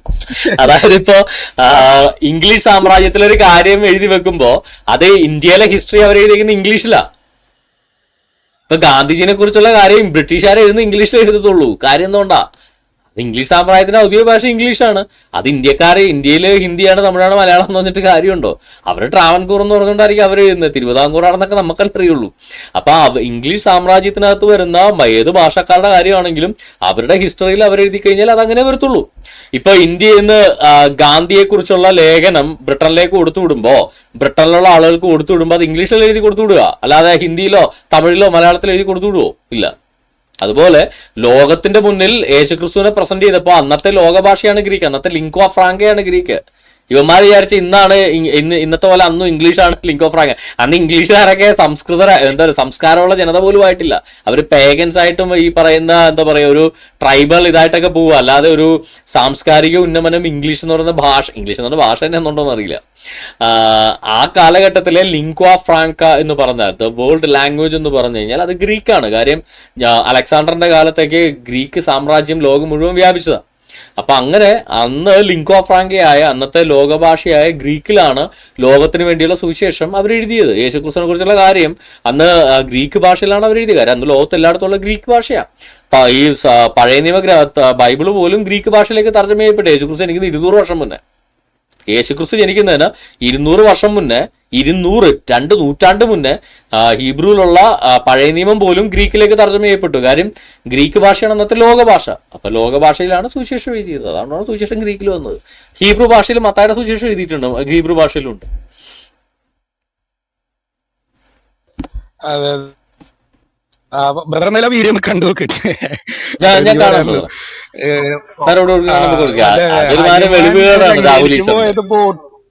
അതെ, ഹനുമാൻ ലങ്കയിലേക്ക് പോയത് ബോട്ടിലാന്ന് പറഞ്ഞ വ്യക്തിയാണ്. അപ്പൊ നമുക്ക് പുള്ളിയുടെ വിവരത്തെ നമുക്ക് വല്ലാണ്ടങ്ങ് അളക്കേണ്ട ആവശ്യമില്ല എന്ന് വിചാരിക്കണം. എന്തായാലും കാര്യം ബുറാക്കിന്റെ പുറത്ത് കയറിയെന്ന് പറഞ്ഞില്ല, അത്ര ആശ്വാസം. അല്ല, ബോട്ടിന് കടല മുറിച്ച് വന്നൊരു ലോജിക്ക് ഉണ്ട്. കഴുതപ്പുറത്ത് കയറി പറന്നു എന്ന് പറഞ്ഞു കഴിഞ്ഞാൽ അതെ അതെ അതെ. പിന്നെ രണ്ടാമത്തെ കാര്യം, എനിക്ക് ബൈബിളിനെ കുറിച്ച് തോന്നിയിട്ടുള്ള ഒരു ഡൗട്ടാണ്. നമ്മള് ഇനോക്കിന്റെ പുസ്തകം എന്ന് കേട്ടിട്ടുണ്ട്. അതായത് ഈ പ്ലേ സ്റ്റോറിലൊക്കെ ഇപ്പൊ കിട്ടുന്നുണ്ട് ഇനോക്കിന്റെ പുസ്തകം. Hello, okay. പക്ഷെ അത് ബൈബിളിനോട് ഉൾപ്പെടുത്തിയിട്ടില്ല. ഇപ്പോ ഈ യൂദായുടെ പുസ്തകത്തിലും ഒക്കെ പ്രതിപാദിക്കുന്ന ഒരു ഭാഗമാണ് ഇനോക്കിന്റെ പുസ്തകം എന്ന് പറഞ്ഞിട്ടുള്ളത്. എത്രയാ 5 ഭാഗമോ 9 ഭാഗം ഉണ്ടെന്നാണ് എന്റെ ഒരു അറിവ്. ഞാനും വായിച്ചിട്ടില്ല. ഞാൻ ബ്രദറിനോടൊന്ന് കൺസൾട്ട് ചെയ്തിട്ട് ഞാൻ ബ്രദറിനോടൊന്ന് കൺസൾട്ട് ചെയ്ത് വായിക്കാന്ന് വിചാരിച്ചു. അല്ലല്ല, ഇനോക്കിന്റെ പുസ്തകം വായിക്കുന്നില്ല. അല്ലല്ല, ബൈബിളിന്റെ ഭാഗമേ അല്ല. അതിന്റെ കാര്യം ഹനോക്കിന്റെ പുസ്തകം എന്ന് പറയുന്ന പുസ്തകം ഹനോക്ക് എഴുതിയതാണെന്നുള്ളതിന് യാതൊരു രേഖയില്ല. ഒന്നാമത്തെ ഇന്ന് നമ്മുടെ കയ്യിലുള്ള പുസ്തകം ഹനോക്കിന്റെ പുസ്തകം എന്ന് പറഞ്ഞുകൊണ്ട് ഈ ബൈബിളിന്റെ ഒക്കെ എഴുത്തുകാലത്ത് 1-ാം നൂറ്റാണ്ടിലൊക്കെ ഇവരുടെ തൽമൂദുകളിൽ പെട്ട ഒരു സംഭവമാണ് അത്. ഹനോക്കിന്റെ പുസ്തകം ഇന്ന് നമ്മുടെ കയ്യിൽ ഇരിക്കുന്ന ഹനോക്കിന്റെ പുസ്തകം ഈ ഒറിജിനൽ ഹനോക്കിന്റെ പുസ്തകമാണെന്ന് യാതൊരു രേഖയുമില്ല. ബൈബിളിൽ ഹനോക്കിന്റെ പുസ്തകത്തിനകത്ത് പറഞ്ഞിട്ടുള്ള കാര്യങ്ങൾ എന്നൊക്കെ പറഞ്ഞു കഴിഞ്ഞാൽ ഒരു കോമൺ ഇതാണ്. ഇപ്പൊ പഴയ നിയമ യഹൂദന്മാരുടെ ബൈബിളിൽ ശലമോന്റെ പുസ്തകങ്ങൾ പലതും ബൈബിളിന്റെ ഭാഗമായിട്ട് കണക്കാക്കത്തില്ല. അത് നമ്മൾ ഈ കാത്തലിക് ബൈബിളിൽ മാത്രം അത് ഡ്യൂട്രോ കാനോനിക്കൽ എന്ന് പറഞ്ഞുകൊണ്ട് വരുന്നതാണ്. ശലമോൻ തെറ്റിപ്പോയതിനു ശേഷം, ശലമോൻ ദൈവത്തെ ഉപേക്ഷിച്ചു പോയതിനു ശേഷം അദ്ദേഹത്തിന്റെ അറിവിൽ നിന്ന് എഴുതിയിട്ടുള്ള ഒത്തിരി ഗ്രന്ഥങ്ങളുണ്ട്. അതിനകത്ത് വരുന്നതാണ് ഈ സുഭാഷിതങ്ങൾ, ജ്ഞാനത്തിന്റെ പുസ്തകമൊക്കെ. ജ്ഞാനത്തിന്റെ പുസ്തകം അതുകൊണ്ട് തന്നെ യഹൂദന്മാരുടെ പഴയ നിയമ തൗറാത്തിനകത്ത് അല്ലെങ്കിൽ തനാക്കിനകത്ത് ജ്ഞാനത്തിന്റെ പുസ്തകമില്ല. ഇന്നത്തെ നമ്മുടെ സുഭാഷിതങ്ങളുണ്ട്, സദൃശവാക്യം, പ്രൊവേബ്സ് ഉണ്ട്. പക്ഷെ ജ്ഞാനത്തിന്റെ പുസ്തകം, വിസ്റ്റത്തിന്റെ പുസ്തകം ഇല്ല. പക്ഷെ അതിനകത്ത് പറയുന്ന കാര്യങ്ങൾ മോശമുള്ള കാര്യങ്ങളൊന്നുമല്ല. അതിനകത്ത് പറയുന്ന കാര്യങ്ങൾ വളരെ കണ്ടന്റുള്ള നല്ല അറിവിന്റെ പാരമ്യത്തിൽ നിൽക്കുന്ന കാര്യമൊക്കെ തന്നെ. പക്ഷെ ശലമോൻ തെറ്റിപ്പോയതിനു ശേഷമുള്ള കാര്യമായതുകൊണ്ട് ബൈബിളിന്റെ ഭാഗമായിട്ട് അംഗീകരിക്കുന്നില്ലെന്നുള്ളൂ. ഡ്യൂട്രോ കാനോനിക ഗ്രന്ഥങ്ങൾ എന്ന് പറഞ്ഞുകൊണ്ടാണ് POC ബൈബിളിനകത്ത് പോലും അത് ആഡ് ചെയ്തിരിക്കുന്നത്. അല്ലെ, കാനോനിക ഗ്രന്ഥങ്ങൾ എന്ന് പറഞ്ഞുകൊണ്ടല്ല, ഉത്തര കാനോനിക ഗ്രന്ഥങ്ങൾ, പിൽക്കാലത്ത് ഉൾപ്പെടുത്തിയ ഗ്രന്ഥങ്ങൾ എന്ന് പറഞ്ഞുകൊണ്ടാണ് ഉൾപ്പെടുത്തിയിരിക്കുന്നത്. അതിന്റെ കൃത്യമായ രേഖകളൊക്കെ POC ബൈബിളിന്റെ ആമുഖത്തിനകത്ത് അവതാരികയിടത്തും വായിച്ചാൽ നമുക്ക് ലഭ്യമാണ്. അപ്പം അതുപോലെയാണ് ഹനോക്കിന്റെ പുസ്തകത്തിന്റെ ഒറിജിനൽ ഫോം ലഭ്യമല്ലാത്തതുകൊണ്ടാണ് അതിനകത്ത് പറഞ്ഞിട്ടുണ്ടെന്ന് സുവിശേഷകർക്ക് ബോധ്യമുള്ള ചില കാര്യങ്ങൾ പുതിയ നിയമത്തെ രേഖപ്പെടുത്തിയെന്നല്ലാതെ ഹനോക്കിന്റെ പുസ്തകം ബൈബിളിന്റെ ഭാഗമായിട്ട് ഉൾപ്പെടുത്താഞ്ഞതിന്റെ കാര്യം ആ ഒറിജിനൽ ഹനോക്കിന്റെ പുസ്തകം നമുക്ക് അതേപടി നിലവിലല്ലാഞ്ഞുകൊണ്ടാണ്. യേശുക്രിസ്തുവിന്റെ ശിഷ്യന്മാരോ അല്ലെങ്കിൽ ആ ശിഷ്യന്മാരുടെ കാലത്ത് ജീവിച്ചിരുന്ന ചരിത്രകാരന്മാരോ എഴുതിയിട്ടുള്ള പുസ്തകങ്ങൾ മാത്രമേ ബൈബിളിന്റെ ഭാഗമായിട്ട് എടുത്തിട്ടുള്ളൂ. രണ്ടാം തലമുറക്കാരെ പോലും എടുത്തിട്ടില്ല. ഇപ്പോൾ പോളികാർപ്പിന്റെ ലേഖനങ്ങളുണ്ട്. യോഹന്നാന്റെ ശിഷ്യനായിരുന്നു പോളികാർപ്പിന്റെ ലേഖനങ്ങളുണ്ട്. അതൊക്കെയെല്ലാം നമ്മൾ വായിക്കാനും പഠിക്കാനും ഒക്കെ എടുക്കും. പക്ഷെ ബൈബിളിന്റെ ഭാഗമായിട്ട് വേദഗ്രന്ഥത്തിന്റെ ഭാഗമായിട്ട് നമ്മൾ എടുക്കത്തില്ല. കാര്യം അത് അപ്പോസ്തലന്റെ ഒരു ഇതല്ല. മർക്കോസിന്റെ സുവിശേഷം എടുക്കണം എന്ന് പറഞ്ഞു കഴിഞ്ഞാൽ മർക്കോസ് പത്രോസിന്റെ ശിഷ്യനായിരുന്നു. പത്രോസിന്റെ ഉൾക്കാഴ്ചയിലാണ് അല്ലെ പത്രോസിന്റെ എക്സ്പീരിയൻസിൽ നിന്നാണ് ആ ഒരു ഉപദേശത്തിൽ നിന്ന് മർക്കോസ് എഴുതിയതാണ് മർക്കോസിന്റെ സുവിശേഷം. അതുകൊണ്ടാണ് മർക്കോസിന്റെ സുവിശേഷം ബൈബിളിന്റെ ഭാഗമായത്. ലൂക്കോസിന്റെ സുവിശേഷം അപ്പോസ്തലന്മാരെ നിയോഗിച്ചിട്ട് ലൂക്കോസ് ഒഫീഷ്യലായിട്ട് ചരിത്രം കൃത്യമായി രേഖപ്പെടുത്തിയുകൊണ്ടാണ് ലൂക്കോസിന്റെ സുവിശേഷവും ആക്ട്സ് ഓഫ് അപ്പോസ്റ്റൽസും ബൈബിളിന്റെ ഭാഗമായിട്ട് രേഖപ്പെടുത്തിയത്. അതായത് അത് അപ്പോസ്തലന്മാരുടെ നിർദ്ദേശപ്രകാരം കൃത്യമായി അവരുടെ അണ്ടർ സൂപ്പർവിഷനിൽ ചെയ്തുകൊണ്ടാണ് അത് ബൈബിളിന്റെ ഭാഗമായത്. അല്ലാതെ അപ്പോസ്തലന്മാരുടെ ശിഷ്യന്മാരുടെ പുസ്തകങ്ങളും ലേഖനങ്ങളും പോലും ബൈബിളിന്റെ ഭാഗമല്ല. പക്ഷെ വായിക്കാം, പഠിക്കാം, ഒരു കുഴപ്പമില്ല. ബൈബിളിനോട് എതിര് നിൽക്കാത്ത എന്തും അതിനകത്തുനിന്ന് സ്വീകരിക്കാം. ബൈബിളിനോട് എതിര് നിൽക്കുന്ന ഒന്നും അതിനകത്തുനിന്ന് സ്വീകരിക്കാൻ പാടില്ല. ബ്രദറെ, പക്ഷെ അത് ഈ ഇനോക്കിന്റെ പുസ്തകം യൂദായുടെ മറ്റേ കാനോനിക ഗ്രന്ഥങ്ങളിൽ പെടുന്നതാണല്ലോ. ഈ അല്ലല്ല, യൂദായുടെ ലേഖനത്തിനകത്ത് അത് മെൻഷൻ ചെയ്യുന്നുണ്ടെന്നേ ഉള്ളൂ. ഇനോക്കിന്റെ പുസ്തകത്തിലെ ചില കാര്യങ്ങൾ യൂദായുടെ ലേഖനത്തിനകത്ത് മെൻഷൻ ചെയ്യുന്നുണ്ട്. പക്ഷെ ഇനോക്കിന്റെ പുസ്തകം ബൈബിളിന്റെ ഭാഗമായിട്ട് ഉൾപ്പെടുത്താത്തത് ഇനോക്കിന്റെ പുസ്തകം ഈ പറയുന്ന എക്സാക്ട് പുസ്തകം ലഭ്യമല്ല. അതായത് അതിനകത്തുനിന്ന് പിന്നെ യഹൂദന്മാരുടെ തൽമൂദുകളിൽ വന്നാണ് ഇന്നത്തെ നമ്മളുടെ കൈ കാണുന്ന നമ്മളൊക്കെ ഇന്റർനെറ്റിൽ നിന്ന് ലഭ്യമായ എനോക്കിന്റെ പുസ്തകം. അത് ഒറിജിനൽ എനോക്കിന്റെ പുസ്തകത്തിനൊരു ഒത്തിരി വ്യത്യാസങ്ങളൊക്കെ വന്നതാണ്. എനോക്കിന്റെ പുസ്തകത്തിൽ ഒറിജിനലായിട്ടുണ്ടെന്ന് അപ്പോസ്തലന്മാർക്ക് ബോധ്യമുള്ള 1-2 കൊട്ടേഷൻസ് മാത്രമാണ് യൂദ കോട്ട് ചെയ്തിരിക്കുന്നത്. അതല്ലാതെ ഇന്ന് നമ്മുടെ കയ്യിലുള്ള ഈ 2000 വർഷങ്ങൾക്ക് ശേഷം നമ്മുടെ കയ്യിലുള്ള എനോക്കിന്റെ പുസ്തകം ഇറ്റ്സ് നോട്ട് ഒറിജിനൽ. അതുകൊണ്ടാണ് ബൈബിളിനകത്ത് ഉൾപ്പെടുത്താഞ്ഞത്. അതെ, പക്ഷെ ഞാൻ കേട്ടിട്ടുള്ള ഒരു രീതി, ഈ ഇനോക്കിന്റെ പുസ്തകം ശരിക്കും എത്തോപ്യൻ ഭാഷ, ഞാൻ കഴിഞ്ഞ പ്രാവശ്യം ഞാൻ ബ്രദറിന്റെ അടുത്ത് പറഞ്ഞിരുന്നു, എത്തോപ്യൻ ബൈബിള് നമ്മൾ ക്രിസ്ത്യാനികൾ അംഗീകരിക്കുന്നില്ല എന്ന് പറഞ്ഞിട്ട് ഞാൻ ഒരിക്കൽ എത്യോപ്യൻ ബൈബിൾ എന്ന് പറഞ്ഞൊരു ബൈബിൾ അല്ല. കാര്യം ബൈബിൾ എഴുതപ്പെട്ടത് 3 ഭാഷയിലാണ്. ഒന്ന് ഗ്രീക്ക് ഭാഷ, പുതിയ നിയമഗ്രന്ഥങ്ങൾ, മത്തായിയുടെ സുവിശേഷം ഹീബ്രു ഭാഷയിലുണ്ട്. പിന്നെ ഹീബ്രുവും അതുപോലെ തന്നെ ജൂയിഷ് അല്ലെ ബിബ്ലിക്കൽ അരമായിക്കും. അതായത് അരമൈക്ക് അല്ല, അത് ബിബ്ലിക്കൽ അരമൈക്ക്. അരമൈക്ക് എന്ന് വെച്ചാൽ നമ്മൾ എന്ന് പറയുന്നതല്ല ഈ സുറിയാനി ഭാഷ. സുറിയാനി ഈസ് എൻ ഈസ്റ്റേൺ അരമൈക്ക്. ആ ഈസ്റ്റേൺ അരമൈക്ക് ട്രൈബിലാണ് സുറിയാനി. ഇത് വെസ്റ്റേൺ അരമൈക്ക്, അതായത് ജൂയിഷ് അരാമിക് എന്ന് പറയും, അല്ലെങ്കിൽ ജുദയോ പാലസ്തീൻ അരാമിക് എന്ന് പറയും. അതിന്റെ സ്ക്രിപ്റ്റ് വേറെയാണ്, ലാംഗ്വേജ് വേറെയാണ്, ഉച്ചാരണം വേറെയാണ്. അതതിന്റെ ഉച്ചാരണം തന്നെ വ്യത്യാസമാണ്. അതായത് അതിനകത്ത് എലോഹ് എന്നാണ് യേശുക്രിസ്തു ഉച്ചരിക്കുന്ന എലോഹി എലോഹി ലമശബക്താനി എന്ന്. അതാണ് ജൂയിഷ് അരാമിക്ക്. സിറിയാക്കിനകത്ത് അത് വരുമ്പോൾ അലാഹ അലാഹ ലമശബ, അല്ലാഹു അല്ലാട്ടോ, അലാഹ ഇലാഹിന്റെ ഈക്വലന്റ് അലാഹ അലാഹ ലമശബക്താനി. അലാഹ എന്ന് പറഞ്ഞാൽ അല്ലിലാഹ് അല്ലിലാഹ് ലമശബക്താനി എന്നാണ്. അലാഹ എന്ന് പറഞ്ഞാൽ അറബിയിൽ വരുമ്പോൾ അൽ ഇലാഹ്. ഹ എന്ന് പറയുന്ന ദീർഘം ദ എന്ന് പറയുന്ന ആർട്ടിക്കിളാണ്. അപ്പൊ അൽ അലാഹ അൽ അലാഹ എന്ന് പറയുന്ന പോലെ, അല്ലിലാഹ് അല്ലിലാഹ് എന്ന് പറയുന്ന പോലെയാണ് അലാഹ അലാഹ ലമശബക്താനി എന്ന് പറയുന്നത്. ഓക്കെ. അപ്പൊ യേശുക്രിസ്തു സംസാരിച്ചത് വെസ്റ്റേൺ സിറിയാക്കാണ്, വെസ്റ്റേൺ അരാമിക്കാണ്, അല്ലാതെ ഈസ്റ്റേൺ അരാമിക് അല്ല. പക്ഷെ അവരത് ക്ലെയിം ചെയ്യണത് അതിനെ പറ്റി മറ്റേ കാർബൺ ഡേറ്റിംഗും പരിപാടിയൊക്കെ ചെയ്തല്ലോ. എന്ത് ഡേറ്റ് ചെയ്താലും ബ്രദറെ, സുവിശേഷങ്ങൾ എഴുതപ്പെട്ടത് ഗ്രീക്ക് ഭാഷയിലാണ്. അതുകൊണ്ടാണല്ലോ അതിന് ഈ എവങ്കേലിയോൻ എന്ന് പറയുന്ന പദത്തിലാണ് അറബിയിലെ ഇഞ്ചിയിൽ പോലും വന്നത്. ഓക്കെ. സുവിശേഷം എന്ന് പറയുന്ന നമ്മൾ പറയുന്ന പദം പോലും ഗ്രീക്ക് ഭാഷയിൽ നിന്ന് വന്നതാണ്. മെജോറിറ്റി ഭാഷകളിലെ ഈവൻ ഇവാഞ്ചൽ എന്ന് പറയുന്ന ഇംഗ്ലീഷ് ഭാഷയിലെ പദം പോലും ഏവഞ്ചേലിയോൻ ഇതാണ് ഗ്രീക്ക്. സുവിശേഷം എന്നുള്ളതിന്റെ ഗ്രീക്ക് ഏവഞ്ചേലിയോൻ. ആ ഏവഞ്ചേലിയൻ എന്നാണ് ഇംഗ്ലീഷിലേക്ക് ഇവാഞ്ചൽ എന്ന് വന്നത്. അതുകൊണ്ടാണ് സുവിശേഷൻ എന്നുള്ള ഇവാഞ്ചലിസ്റ്റ് എന്ന് വന്നത്, സുവിശേഷകൻ. പിന്നെ ഗോസ്പൽ എന്ന് വന്നത് വേറൊരു ഇതിൽ നിന്നാ. അതിന്റെ മീനിങ് ഏവഞ്ചേലിയോൻ എന്നുള്ളതിന്റെ മീനിങ് എന്ന് പറഞ്ഞാൽ ഗുഡ് ന്യൂസ്. ഗുഡ് ന്യൂസ് എന്നുള്ളതിന്റെ ഓൾഡ് ഇംഗ്ലീഷ് ആണ്, ഓൾഡ് ഫ്രഞ്ചിൽ നിന്ന് വന്ന ഓൾഡ് ഇംഗ്ലീഷ് ഗോഡ് സ്പെൽ എന്നാണ് ഗുഡ് ന്യൂസ്. ആ ഗോഡ് സ്പെല്ലിൽ നിന്നാണ് ഈ ഗോസ്പൽ എന്ന് വന്നത്. പക്ഷെ ഏവഞ്ചേലിയോൻ എന്ന് പറയുന്ന ഗ്രീക്ക് പദത്തിൽ നിന്ന് ഡയറക്റ്റും വന്നിട്ടുണ്ട്, ഇവാഞ്ചൽ എന്ന് പറയും. അതുകൊണ്ടാണ് സുവിശേഷകൻ ഇവാഞ്ചലിസ്റ്റ് എന്ന് പറയുന്നത്. ഇവാഞ്ചൽ എന്ന് വെച്ചാൽ സുവിശേഷം, ഇവാഞ്ചലിസ്റ്റ് എന്ന് പറഞ്ഞാൽ സുവിശേഷകൻ. അതിന്റെ അർത്ഥമാണ് ഗോഡ് സ്പെൽ, അതായത് ഗുഡ് ന്യൂസ്. ഇവാഞ്ചൽ എന്ന് പറയുന്നതിന്റെ ഈ എവഞ്ചേലിയൻ എന്ന് പറയുന്നതിന്റെ അർത്ഥമാണ് ഗോഡ് സ്പെൽ അഥവാ ഗുഡ് ന്യൂസ്. അതാണ് പിന്നീട് ഗോസ്പെലായിട്ട് മാറിയത്. പക്ഷെ അതിന്റെ അതേപടി വന്നാണ് ഇവാഞ്ചൽ എന്ന് പറയുന്ന പദം, എവഞ്ചേലിയോൻ എന്നുള്ളത്. അതിനെയാണ് അറബിയിൽ അത് ഇഞ്ചിയിൽ എന്ന് പറയുന്നത്. അതായത് ഇതിന്റെ എല്ലാത്തിന്റെ സോഴ്സ് പദം ഇവാഞ്ചൽ എന്ന് പറയുന്ന ഗ്രീക്ക് പദമാണ്. എത്യോപ്യൻ ഭാഷയിൽ സുവിശേഷകന്മാരെ സുവിശേഷം എഴുതിയിട്ടില്ല, പഴയ നിയമഗ്രന്ഥങ്ങൾ എഴുതപ്പെട്ടിട്ടില്ല. അത് ആരെങ്കിലും ട്രാൻസ്ലേറ്റ് ചെയ്തായിരിക്കും, അല്ലാതെ it's translation, not official copy. ഓ, എനിക്കും അങ്ങനെ തോന്നുന്നുണ്ട്. ഞാൻ ഈ ഇനോക്കിന്റെ പുസ്തകം എടുത്തിടാൻ കാരണേ വേറൊന്നല്ല, ഈ യഹൂദന്മാർക്ക് ഈ ആഭിചാരക്രിയകൾ, ഇപ്പോൾ നമ്മൾ മറ്റേ എസ്ര സിനിമയൊക്കെ കണ്ടിട്ടുണ്ടോ, മറ്റേ ഡിബോഗൊക്കെ ഉണ്ടാക്കുന്നത്. അപ്പൊ ഈ ഇനോക്കിന്റെ പുസ്തകത്തില് ഈ പറയുന്നത് മറ്റേ മാലാഖമാര് ഭൂമിയിൽ വന്ന് പാപം ചെയ്ത് മനുഷ്യർക്ക് കുറെ കാര്യങ്ങൾ പഠിപ്പിച്ചു കൊടുത്തു എന്നൊക്കെ പറഞ്ഞിട്ട് ഞാൻ കേട്ടിട്ടുള്ളതാണ്. ഞാൻ അവസാനം വായിച്ചിട്ടില്ല, വീഡിയോയിൽ കേട്ടതാണ് കേട്ടോ. അപ്പൊ അങ്ങനെ പഠിപ്പിച്ചു കൊടുത്തു എന്നൊക്കെ കേട്ടിട്ടുണ്ട്. അപ്പൊ അതിൽ നിന്നായിരിക്കോ ഈ അത് ബൈബിളിലുള്ള കാര്യമാണ്. അത് എനോക്കിന്റെ എനോക്കിന്റെ പുസ്തകത്തിനകത്തുള്ള കാര്യം മാത്രമല്ല, അത് ബൈബിളിനകത്ത് റെഫർ ചെയ്യുന്ന കാര്യമാണ്. ദൈവപുത്രന്മാർ മനുഷ്യപുത്രന്മാരുടെ അടുക്കൽ വരുന്നു, അവർക്ക് സന്താനങ്ങൾ ജനിച്ചു, അവരായിരുന്നു പഴയ കാലത്തെ അധികായന്മാർ, നെഫിലിംസ് എന്ന് പറയുന്നത്. കാര്യം അവര് വില്ലാളി വീരന്മാർ, അവര് കീർത്തികേട്ട പുരുഷൻ, അതായത് അവരെല്ലാ കാര്യത്തിലും എക്സലന്റ് ആയിരുന്നു. കാര്യം അവർക്ക് ഹെവൻലി നോളജ് അങ്ങനെ കിട്ടിയിട്ടുണ്ട്. അതുകൊണ്ടാണല്ലോ അവർ മറ്റുള്ളവരിൽ നിന്ന്, മറ്റു മനുഷ്യരിൽ നിന്ന് അവർ വ്യത്യസ്തരായി മാറിയത്. അതെ അതെ.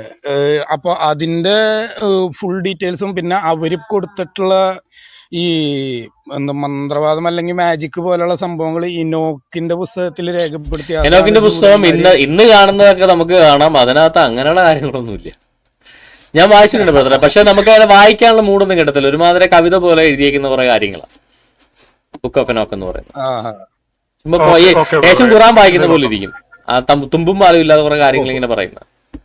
ഇന്നുള്ള എനോക്കിന്റെ പുസ്തകം, അന്നത്തെ കാര്യം എനിക്കറിയത്തില്ല. അതുകൊണ്ട് തന്നെ ബൈബിൾ ഉൾപ്പെടുത്താതെ ഇന്നുള്ള എനോക്കിന്റെ പുസ്തകം ഒരു തുമ്പും പാലും ഇല്ലാത്ത കാര്യങ്ങളാണ്. കുറെ എന്താ ഈ വൈകായിട്ടുള്ള കവിത മോഡലിങ്ങിന് കുറെ കാര്യങ്ങൾ പാട്ടുപാടി പോകുന്നതാണ് ഇന്നത്തെ എനോക്കിന്റെ പുസ്തകം. അന്ന് അപ്പോസ്തലന്മാർ റെഫർ ചെയ്ത എനോക്കിന്റെ പുസ്തകം ചിലപ്പോൾ ഒറിജിനൽ ആയിരിക്കും, നമുക്കറിയില്ല. പക്ഷെ ഇന്നുള്ളതൊന്നും ഒറിജിനൽ അല്ല ഡെഫിനറ്റ്ലി. പിന്നെ അതിനകത്ത് ബൈബിളിന്റെ ഭാഗമായിട്ട് ഉൾപ്പെടുത്തേണ്ട കാര്യം ഉണ്ടായി കാണില്ല, അതുകൊണ്ടായിരിക്കും അവർ ഉൾപ്പെടുത്താൻ. ആയിരിക്കും, കാരണം നമ്മളെക്കാളും വിവരമുള്ളവരാണല്ലോ ഇത് ഈ പുസ്തകങ്ങളൊക്കെ അടുക്കി കൂട്ടി. അല്ല, ഇത് ക്രിസ്ത്യൻസ് അല്ല ബ്രദർ, ഇത് പഴയ നിയമ ഗ്രന്ഥങ്ങൾ ക്രോഡീകരിച്ച ക്രിസ്ത്യൻസ് അല്ല. ക്രിസ്ത്യൻസ് അതിനായിട്ട് യാതൊരു ഇതുമില്ല. ക്രിസ്ത്യൻസ് അല്ല അത് ക്രോഡീകരിച്ചത്, അത് യഹൂദന്മാർ തന്നെയാണ് അത് ക്രോഡീകരിച്ചത്. മൊത്തം ഞാൻ ഉദ്ദേശിച്ചത് പുതിയ നിയമ ഗ്രന്ഥങ്ങളിനകത്ത് എനോക്കിന്റെ പുസ്തകം എന്തായാലും വരത്തില്ല. കാര്യം എനോക്ക് എന്ന് പറയുന്നത് പഴയ നിയമ ഗ്രന്ഥത്തിൽപ്പെട്ട ടീമല്ലേ. അതായത് നോഹയ്ക്ക് മുമ്പുള്ള നോഹയുടെ അപ്പനൊന്നല്ല, നോഹയുടെ തലമുറയിലുള്ള നോഹയുടെയൊക്കെ തുടക്കം ഷേത്തിന്റെ മകനാണ് ഈ എനോഹ് എന്ന് പറയുന്നത്. അതായത് ഹാബേൽ മരിച്ചതിന് ശേഷം ആദമിന് ജനിക്കുന്ന മകനായ ഷേത്തിന്റെ മകനാണ് ഈ എനോക്ക് എന്ന് പറയുന്നത്, Hanok. Okay brother, thank brother. ഇനി ആരും തന്നെ ഇല്ല. ഓക്കെ, അപ്പൊ നമ്മൾ ഇന്ന് എടുത്ത കവികളെയൊക്കെ നിങ്ങൾ എല്ലാവരും കണ്ടു കാണുമെന്ന് ഞാൻ വിശ്വസിക്കുന്നു. ഇതാണ് ഒന്നാം പ്രതി, ഇതാണ് രണ്ടാം പ്രതി. ഇവര് ശരിക്കും എന്താ പറയാ, എന്താണ് ഇവർ ഉദ്ദേശിച്ചതെന്ന് എനിക്ക് മനസ്സിലായില്ല. എന്തായാലും ഇവരെടുത്തതെല്ലാം അള്ളാഹുവിനെ മുഹമ്മദിന്റെ അടുത്ത് പന്ത് തട്ടാൻ പറ്റിയ സാധനങ്ങളാണ് ഇസ്ലാമിന്റെ ഖുറാന്റെ ദൈവികതയായിട്ട് ഇവരെടുത്ത് കാണിച്ചത്. അത് അവർ മനഃപൂർവ്വം ഇസ്ലാമിനായിട്ട് പണി കൊടുത്താണെന്ന് എനിക്കറിയില്ല, പറയാൻ പറ്റില്ല. എക്സ് മുസ്ലിംസ് ഒക്കെ ഏത് വേഷത്തിലാണ് പറഞ്ഞതെന്ന് പറയാൻ പറ്റില്ല. അതുകൊണ്ട് മനഃപൂർവ്വം പണി കൊടുത്തതാണോ എന്ന് എനിക്കറിയില്ല. എന്താണെങ്കിലും നല്ല ഏപ്പം പണിയാണ് ഇസ്ലാമിന് വെച്ചു കൊടുത്തിരിക്കുന്നത്. അതിന് ഈ രണ്ട് സഹോദരങ്ങൾക്ക് എൻ്റെ ഹൃദയത്തിന്റെ ഭാഷയിൽ അഭിനന്ദനങ്ങൾ രേഖപ്പെടുത്തുന്നു. ഇത് കേട്ട എല്ലാവർക്കും കർത്താവ് യേശുക്രിസ്തു നാമത്തിലെ നന്ദിയെ സ്നേഹവന്ദനത്തെ അറിയിക്കുന്നു. ഇത്തരത്തിലുള്ള വ്യാജ പ്രചരണങ്ങളൊന്നും വീഴരുത്. ഇത് വെറും അബദ്ധങ്ങളാണ്. ഇരട്ട സംഖ്യ ഒറ്റ സംഖ്യയൊക്കെ ദൈവത്തിനുണ്ട്, ദൈവത്തിന് ഇഷ്ടം ഒറ്റയും ദേഷ്യം ഇരട്ടയാണെന്നൊക്കെ പറയുന്ന ഇത്തരത്തിലുള്ള ഫ്രോഡലൻസ് വീഴരുത്.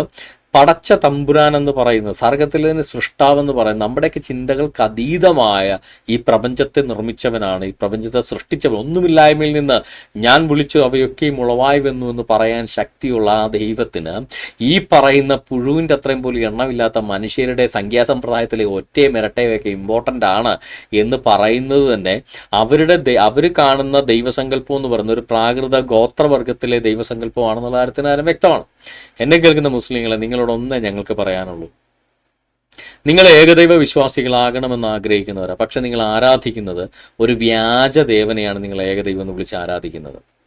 പഴയ നിയമ പ്രവാചകന്മാരെല്ലാം തൗറാത്ത് കിട്ടിയ മോശയടക്കമുള്ള തോറ കിട്ടിയ മോശയടക്കമുള്ള സകല പ്രവാചകന്മാരും ആരാധിച്ച ദൈവം എന്ന് പറയുന്നത് യാഹുവേ എന്ന് നാമമുള്ള സർവശക്തനായ ഏകദൈവത്തെ, ഞാനല്ലാതെ മറ്റൊരു ദൈവം നിനക്കുണ്ടാകരുതെന്ന് പറഞ്ഞ പടച്ചതമ്പുരാന ഏകദൈവത്തെ, ആ ദൈവത്തെ ആരാധിക്കാതെ മുഹമ്മദിന്റെ ഗോത്രക്കാർക്കുണ്ടായിരുന്ന ജിന്ന് ദേവന്മാരിൽ ഒരാളായിരുന്ന അള്ളാഹ് എന്ന് പറയുന്ന ഒരു പേഗൻ ദൈവത്തെ, ഒരു വ്യാജ ജിന്നിനെ, ഇബിലീസിന്റെ ചേട്ടനായിട്ട് അവർ ആരാധിച്ചിരുന്ന ഒരു അള്ളാഹ് എന്ന് പറയുന്ന ഒരു ജിന്നിനെ, അല്ലാത്തയുടെ വാപ്പയായ അല്ലാഹ് എന്ന് പറയുന്ന ഈ ജിന്ന് ദേവനെ ആരാധിച്ച് സ്വന്തം ജീവിതം നിങ്ങൾ കളയരുത്. ഖുറൈശികൾക്ക് മുഹമ്മദ് ജനിക്കുന്നതിന് നൂറ്റാണ്ടുകൾക്ക് മുന്നേ തന്നെ ലാഹ് എന്ന് പേരുള്ള ദേവൻ ഖുറൈശി ഈ അറബ് നാട്ടിൽ ഉണ്ടായിരുന്നതായിട്ട് ആർക്കിയോളജിക്കൽ എവിഡൻസ് ഉള്ളൊരു കാലത്താണ് നമ്മൾ ജീവിക്കുന്നത്. ആ ലാഹിന്റെ മകള് ലാത്തയെ അല്ലാത്തെന്ന് വിളിക്കുന്നത് പോലെ ആ ലാഹിനെ അല്ലാഹെന്ന് വിളിച്ച ആ ഖുറൈശി പേഗൻ ലാഹിനെ നിങ്ങൾ ദൈവം എന്ന് വിളിച്ച്, ഏകദൈവം എന്ന് വിളിച്ച്, പടച്ചതമ്പുരാൻ എന്ന് വിളിച്ച് നിങ്ങൾ ചെയ്യുമ്പോൾ നിങ്ങൾ യഥാർത്ഥ സൃഷ്ടാവായ ഏകദൈവമായി യാഹുവെ ഉപേക്ഷിച്ചിട്ട് ഒരു ലാഹിൻ്റെ പുറകെ, അല്ലാഹിൻ്റെ പുറകെ നിങ്ങൾ പോവുക. അപ്പം മുഹമ്മദ് കാണിച്ച ആ വഞ്ചനയുടെ വഴിയിൽ നിന്ന്, ആ ഷിർക്കിൻ്റെ വഴിയിൽ നിന്ന് സത്യേക ദൈവത്തിലേക്ക്, യാഹുവെ എന്ന പടച്ചതമ്പുരാനിലേക്ക്, യാഹുവെ എന്ന അൽ ഇലാഹിലേക്ക്, അൽ ലാഹിലേക്കല്ല അൽ ഇലാഹിലേക്ക് നിങ്ങൾ നിങ്ങളുടെ ആരാധനയെ തിരിക്കുക. ദൈവം നിങ്ങളെല്ലാവരും ധാരാളമായിട്ട് അനുഗ്രഹിക്കട്ടെ. K brother. Thank you brother, thank U. എന്തായാലും ന്യൂജൻകാരുടെ തെളിവുകൾ എന്തായാലും പൊളിച്ചതിന് ഒത്തിരി നന്ദി. ചർച്ചയിൽ പങ്കെടുത്തവർക്കും പ്രോഗ്രാം കേട്ടിരുന്നവർക്കും എല്ലാവർക്കും നന്ദി. ദൈവം നിങ്ങളെല്ലാവരും അനുഗ്രഹിക്കട്ടെ. Thank you. Good night.